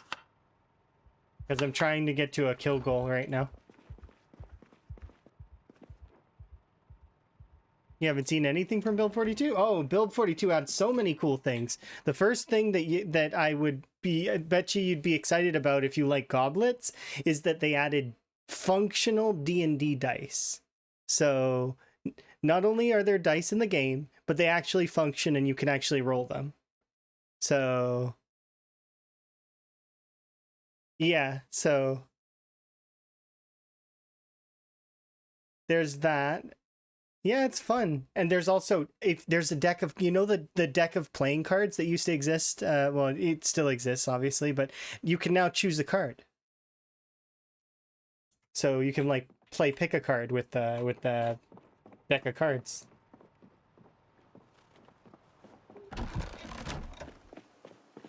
They added in a bunch of, so you can see these things here. They're drying racks for plants. And of course it rains. I just watered all the crops. Anyways, moving on from that, you can see some of the new fire pits. I wish they'd increase the size of the fire pits, but they have changed where the location. So they're trying to remove some things from the right click menu. And one of the things they removed was they put it onto the window here. Destroy fuel for fire, light fire, and then the time in the fireplace is here. They've also limited the capacity of the fireplaces based on your settings. You can change it. It's in the settings menu. Default is 8 hours. I do kind of wish that this fireplace was a little bigger on the inside than this fireplace. They're the same, and I don't understand that.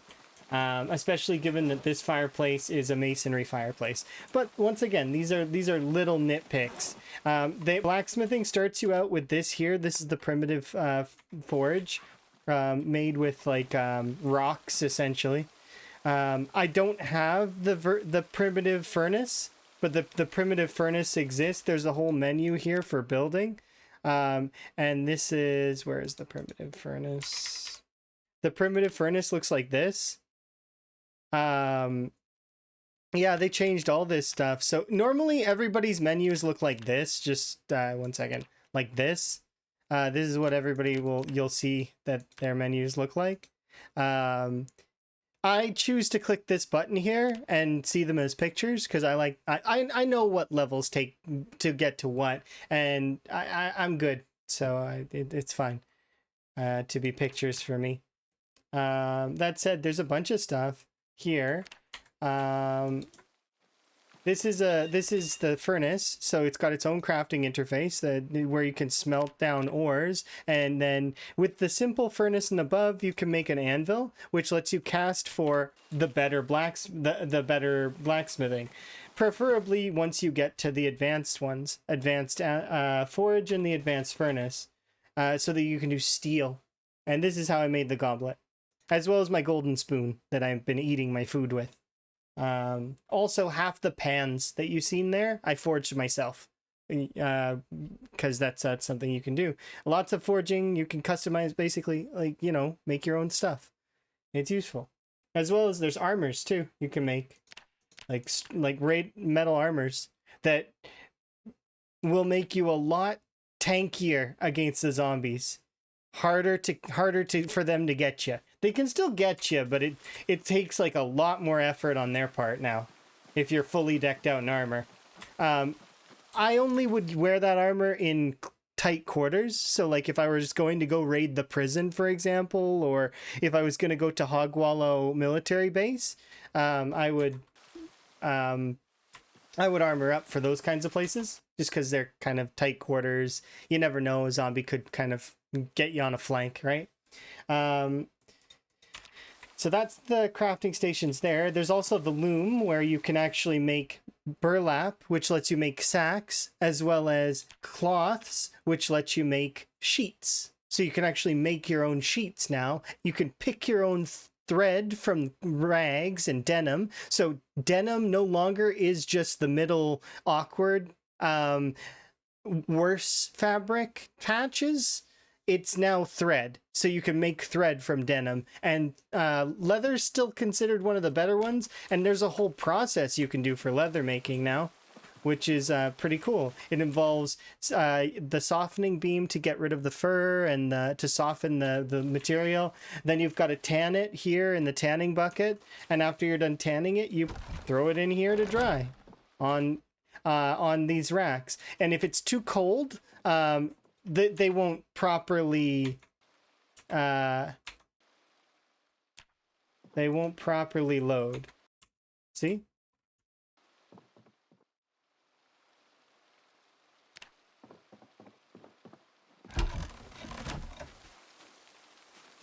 Oops. See, now that's done though. I'm just gonna put it away because I don't need to be this one. So I like this process. I think that some parts of it need adjusting. One of the key things that I've mentioned before, at least recently, since they fixed the leatherworking, is that maybe these should be able to take two because they have two sides, or maybe that it could be explained why they can't take two. Do they need airing or something on the other side? I'm not sure. These look like they should be able to take two, but that said, it's not like I have that much leather anyways, so that's these things for the crafting stations. This is a kiln, dome kiln that lets me burn charcoal, but you can actually use a charcoal burning pit as well. I'm trying to think of what other things are new in build 42. It's hard to pick down every little thing that's new. One of the things that's new is that the map now has labels on things. So for example, the streets now are labeled. So there's like, you know, middle of the street in West Point, that's Oak Street. Or I used to call this one the Dixie Highway, and I used to call this part the Muldraw Strip. I still do call it the Muldraw Strip, but it is part of the Dixie Highway, or Route 31 West, right? As well as some of the, like if you zoom out, some of the, where is it? Yeah, some of the, see, West Point, Valley Station, Jefferson Forest, and then Hogwallow Forest down here. Yeah, Rosewood, Muldraw. So you have a general idea of where you are. And as you can see, I would say I'm halfway through Muldraw. If folks wanted me to put a number to it, I'm about halfway. The other half of Muldraw will be about 40k, so we're roughly on the half mark. After that, then I'm going to decide whether I want to go to March Ridge or I want to go to take down West Point. I probably am leaning towards West Point, though, because I like West Point. West Point's one of my favorite towns in the game. I don't want to go out because it is rainy, even if it's a light rain. Yeah, there's a ton of cool new features, as well as they've repolished up a lot of the lighting, and a lot of the towns look a little different. Like they have different designs, and they're improved, which is kind of neat.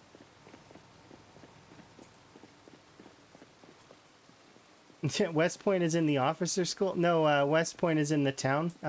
Like the town up here is West Point. See, West Point.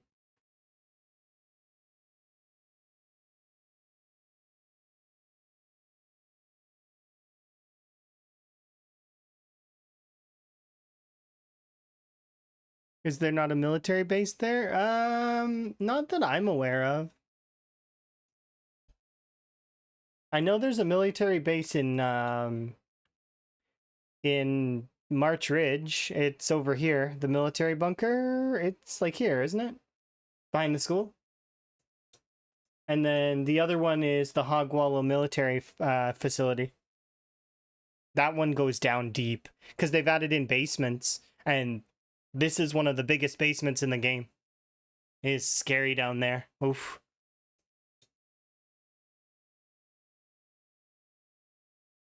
As well as they added in far more than 7 floors. So there's like big skyscraper buildings and stuff. Where you find D&D dice? No, you find those around. Like, they're not super duper rare. They're not super like, but like, you find them some places.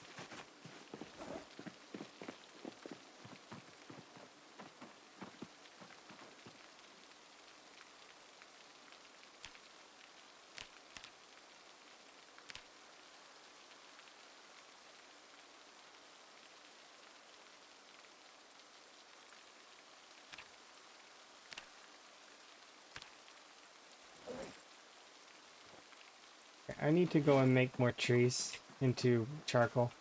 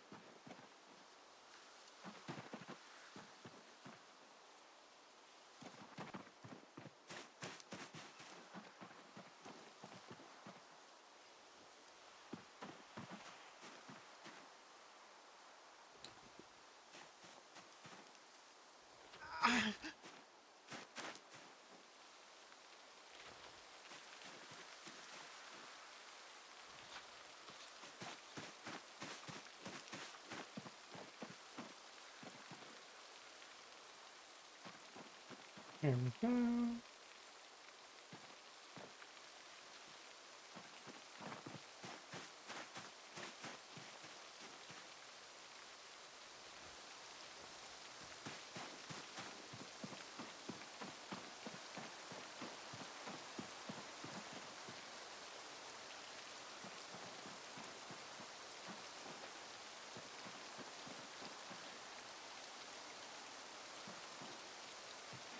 I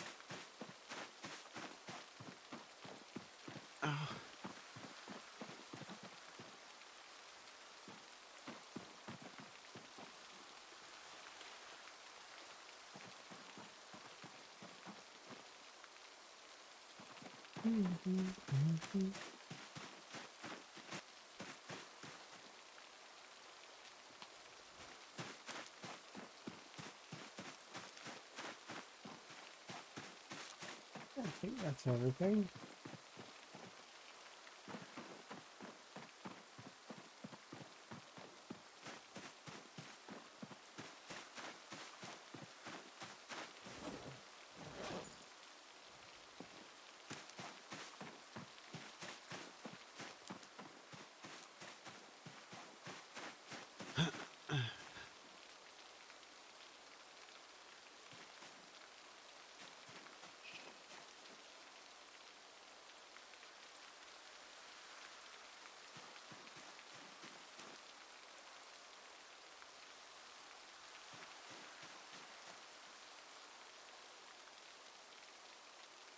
All right, that's 16 logs.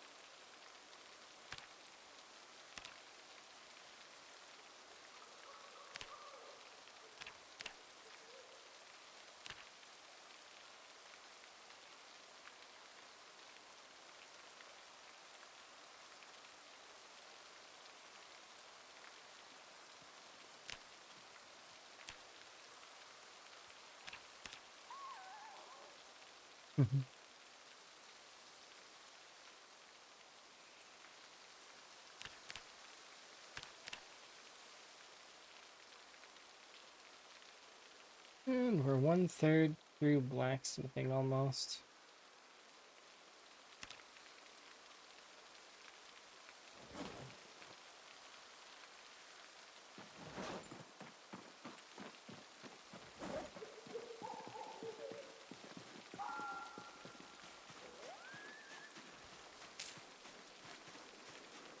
There's so much gold.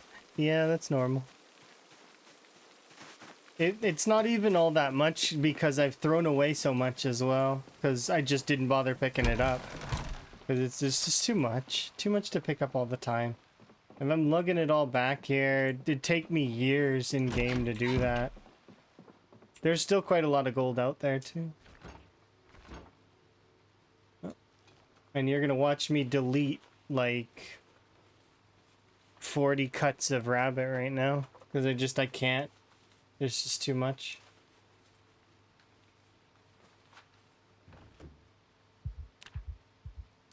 And I could compost it, but it's not really worth it.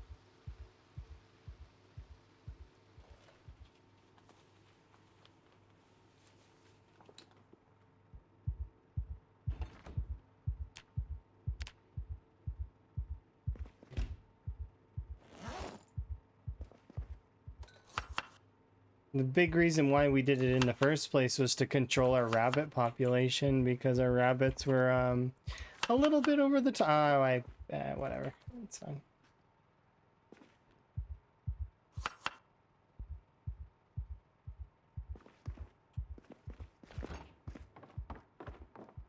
Let's grab some vegetable oil.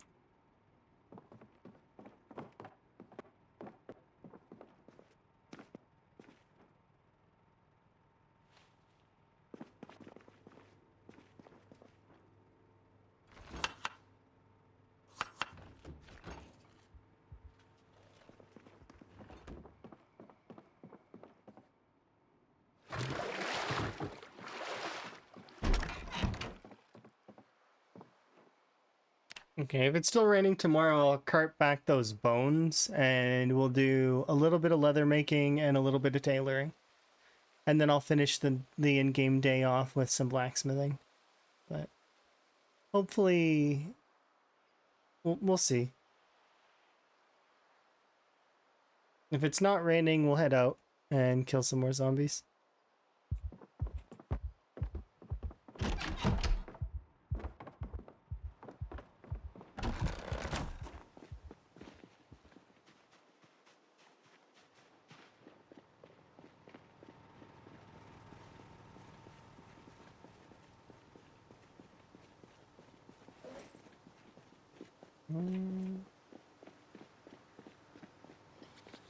Alright, game wants me to do combat. I'll go accept that.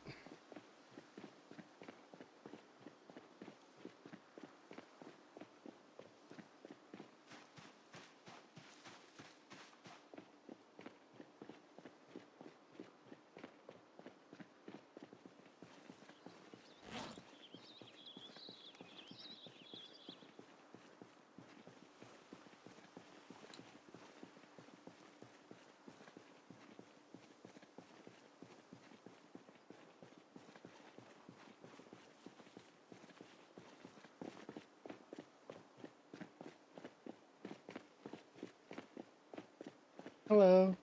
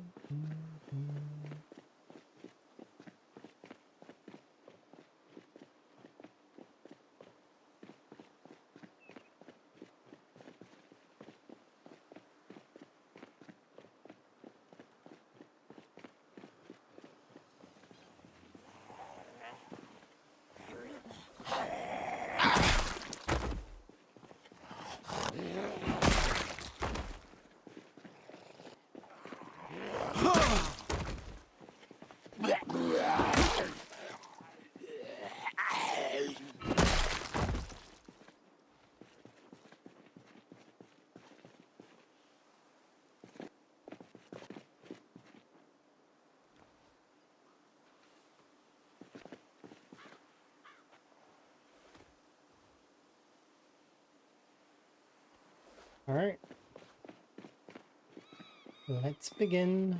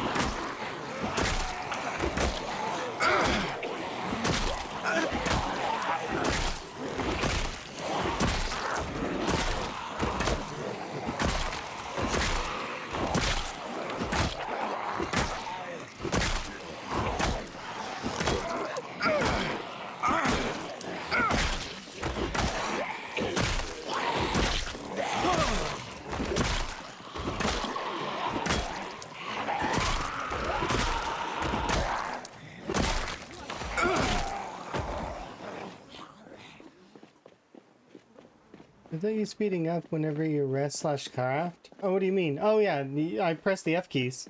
So what happens is for example, you'll see me right now, when I rest here on the ground, I press F4, which is to speed 2. When I feel in a more safe position, I'll press F5 or F6, depending. In this case, I press F5 because I know I may be in danger, but it's danger I can handle, probably. That said, it does depend. You want to be careful with time controlling while there's zombies around, because there is a high chance that the zombies could flank you. So do make sure that if you're in a danger zone and you're playing with time controls, you are doing it in a safe way. That said, you can see me combat stancing and entering, you know, a tier times 3.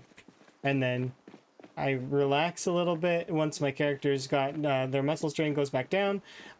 Generally orange to yellow. I don't need the yellow, to be honest. I usually will count in like a few seconds after the orange and before I'm good. This right here is a mod. So this is called Mini Health Panel. It's essentially the same information you get here like this, but in a smaller form. The only difference between Mini Health Panel and this one is that it gives you the yellow muscle strain, which is a hidden mechanic that you can't see. However, it's one that you can, it's just a timer, so it doesn't matter that much, but it's one of those ones that's...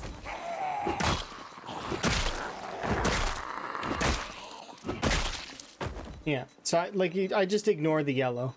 When it's orange and when it's red is when it matters.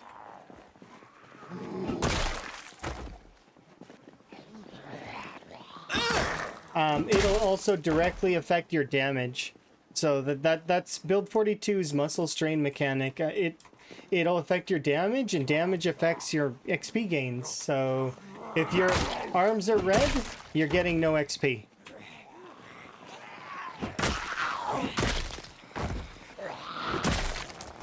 At that point, you might as well be stomping. But in my opinion, stomping is not really the best either, unless you have to clear an area.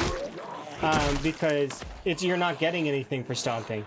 What you get for stomping is you get the zombie kill, which gives you their clothes, their items, and them being dead, so they're not in the way anymore. So that's good, but that said, is that needed? Do you need to kill that zombie to progress? If the answer is yes, if you need those items, then yeah, then you're going to probably want to kill that zombie, right? But that said, if you don't need the items that are on the zombie and you're just going to walk away after, wouldn't it be better to have a bit of a rest first? You get more XP, right? But sometimes you'll see me push into the red. It's just to clear at that point. I just want to be clear. But sometimes I'll bail and have a rest. It just depends. Arguably, fence combat can get you more XP, but fence combat also comes with the inherent risks of fence combat, which are that it's dangerous, because the zombies can lunge, and if they do lunge, they can kill you. So you're risking death for XP gains, which is not terrible, but... And folks will often say the, well, then get good kind of deal, but in all honesty, even the best players will mess up fence combat. So it's like, it's less about a get good mentality and more about, do you need to?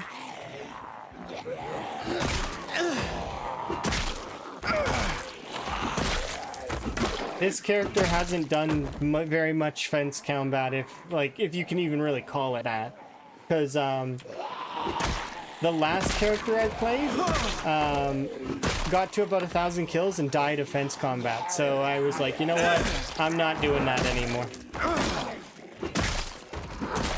At least not for now. If I were to play sprinters, though, that would be different. Sprinters, fence combat is almost a requirement due to the way that sprinters work. They're too fast. You need to slow them down somehow. So fence combat becomes more of a play style. And it's also gets you your XP faster, which means that you can kill more sprinters. But you don't really need to worry about that with fast shamblers, because they just walk at you. So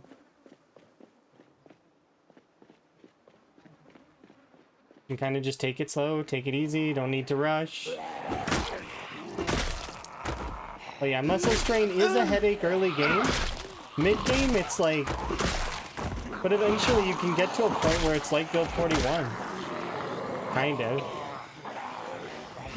It's just annoying early on, that's all. And this is increased muscle strain as well.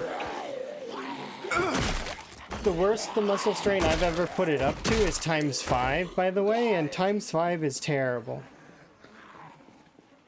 But it's still doable, it's awful. It takes so much time to clear things, and you spend so much time resting that it becomes... You're not gonna level more than one weapon because the muscle strain takes so long.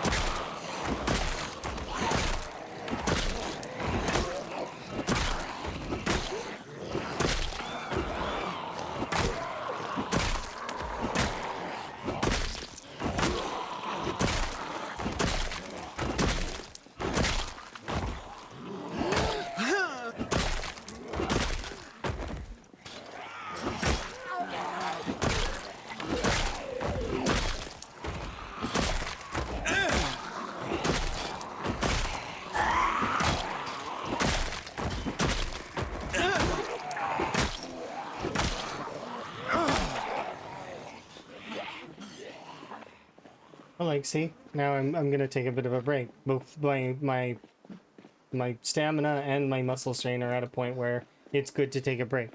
Even with the skill being at where I'm at right now, which is, I'm level 7 in long blunt, so we're still a ways away from leveling up enough, but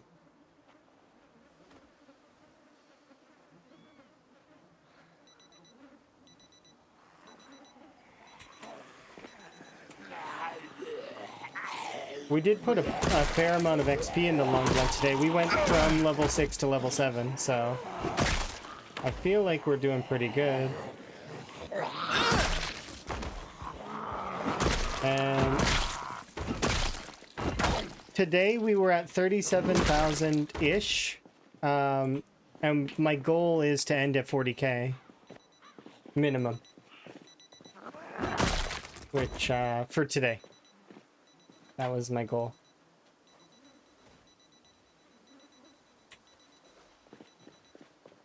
I set the goal before and I was like, it seems like a little bit steep to try to do 3k. Thankfully, my past self did a little bit more than 37,000. So, roughly we did about 2.3k today-ish.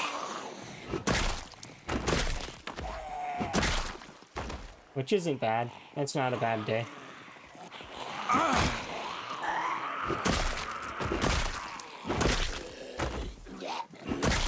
Also, we leveled up animal care once.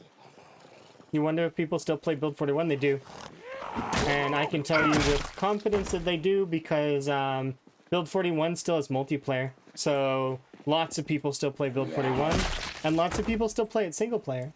There's quite a lot of folks that like the old way CDDA was. And that, you know, that they enjoy what they enjoy.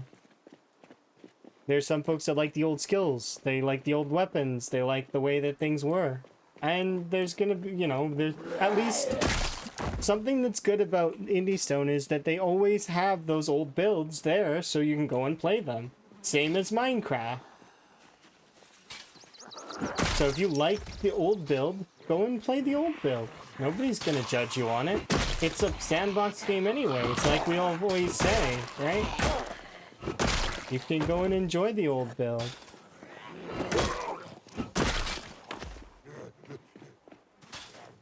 Yeah, if you like the mods from back then, there you go.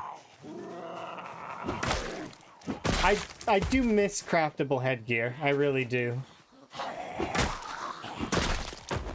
And if that mod were ever to make an update, I would 100% throw it on this playthrough. Unless it, like, I guess, made some kind of... So the craftable head... The frog hat doesn't give you any benefits. It's got no insulation. But, still...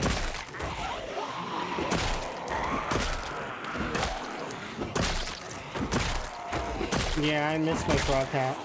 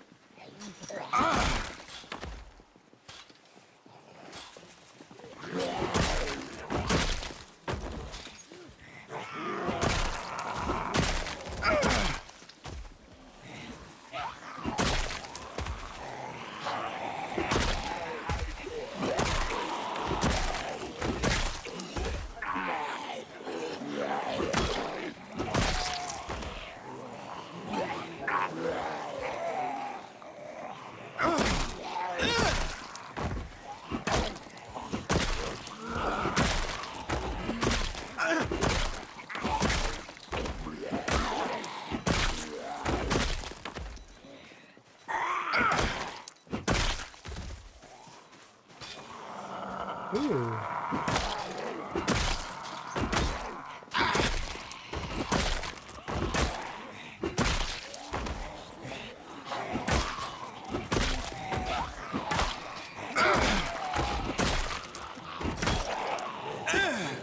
Whoa.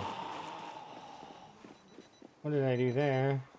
Did I pull a lot somehow, or maybe?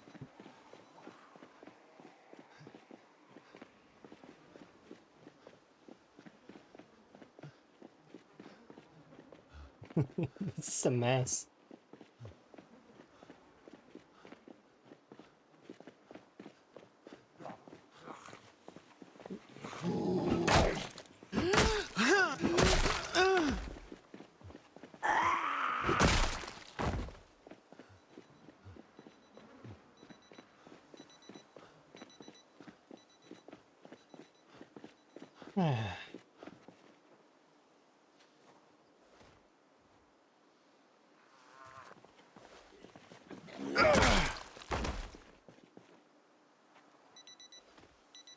That's funny.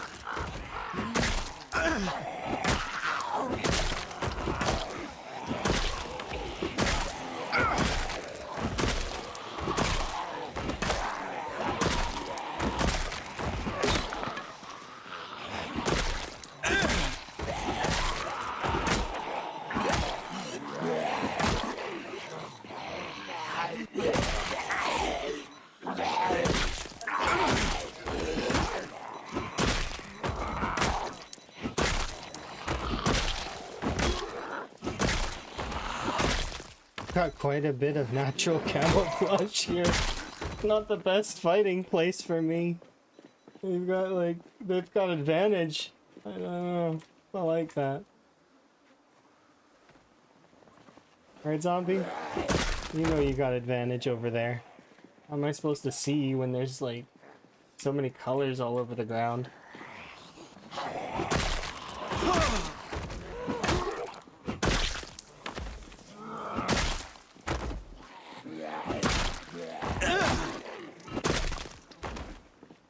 Many colors.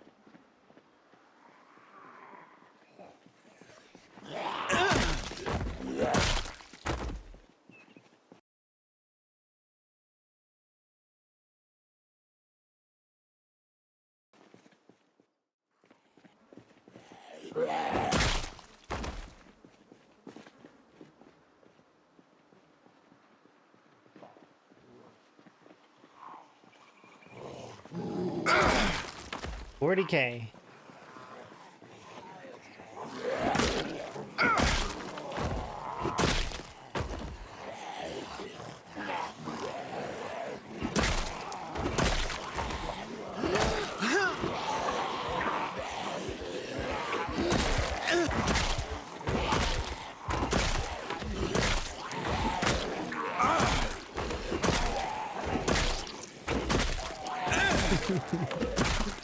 Wahoo indeed.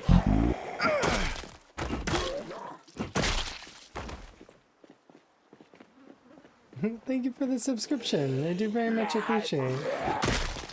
You get a Prime, you only get one of those on Twitch. And you gave it to me. I do very much appreciate.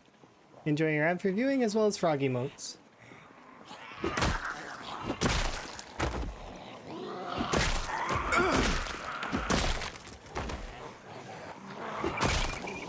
Yeah.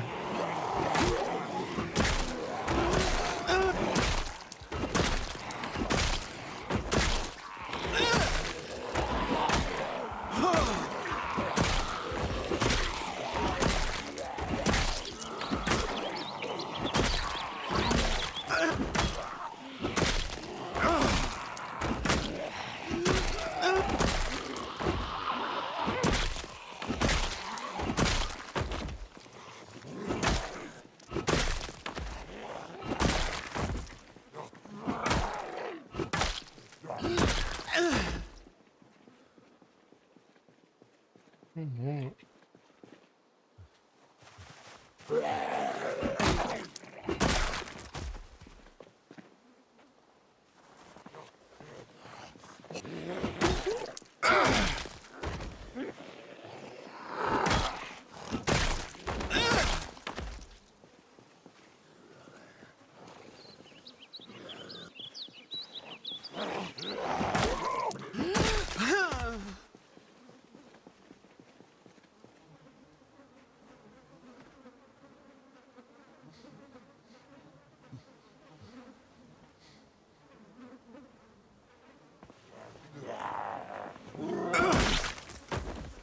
Alright.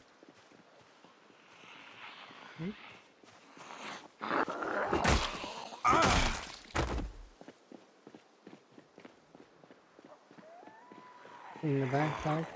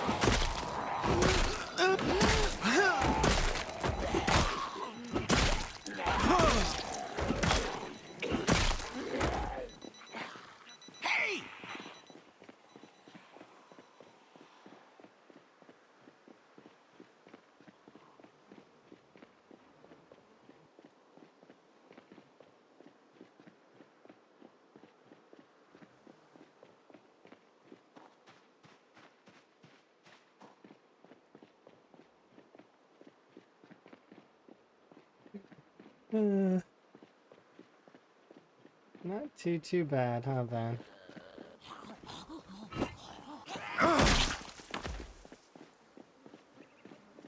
We did a good job.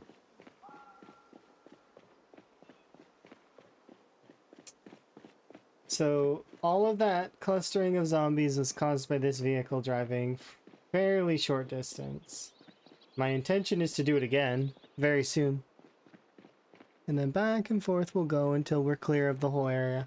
And then I can drive for real there with no issues. We'll harvest up all the clothes, throw them into the car, drive them over to the Smokies. All these bags that are loose and all over the place, we can grab them too. I should actually see which vehicle's best though, out of all of these ones. Maybe there's a truck or something that's also got a better back end. We'll see. Don't know.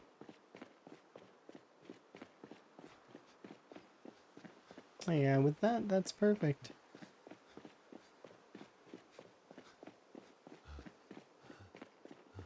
So we did about 2.3K in a single session, which is not too bad.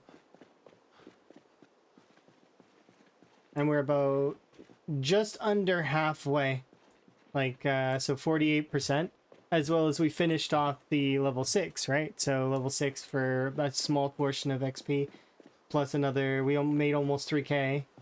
So we can do another 3K next time I play this particular save.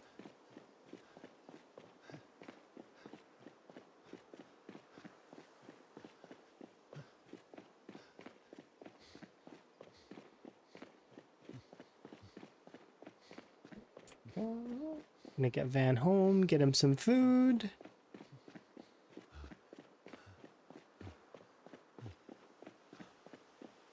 And then the plan is to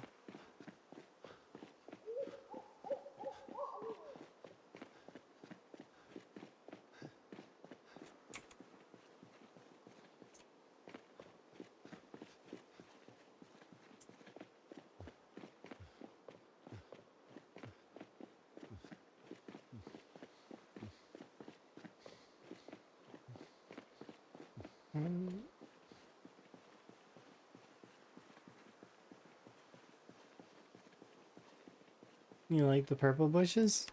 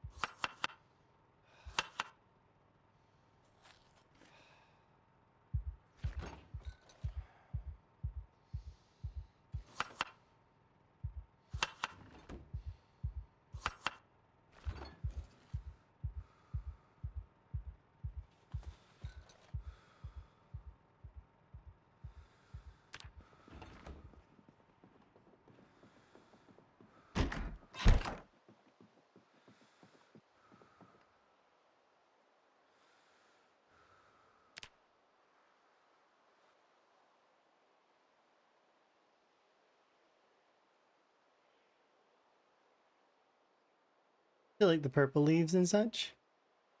Yeah, I can understand your perspective on it.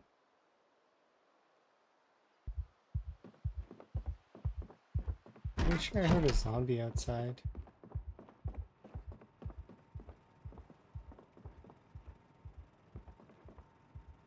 Maybe not. Anyways, there we go. Like I said, that's going to be a stopping point for me. It's a good session. We did solid work. We managed to clear out quite another chunk of the section, and I'm going to be prepping to drive the car again very soon so that we can pull in more parts of Moldraw, tidy up, and then very soon we'll be able to start driving. Like, actually driving. In terms of, like, slow driving around.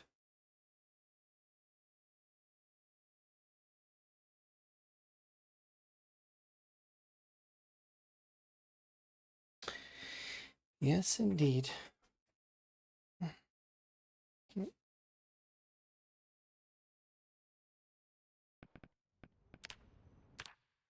Alrighty. Let's wrap it there and let's raid out. So let's see, who can we raid today? Make somebody else's day a little bit brighter. Oh, I know where we can go. Heck yeah, easy peasy. And go bother Rhett. There you go. There you are. Alrighty, you guys go say hi to Rhett, and I will go and have dinner and probably watch a movie with Emma. So, see you guys next time. Ta!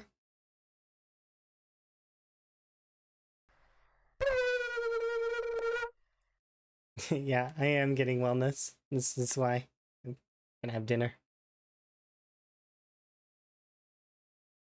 Ta!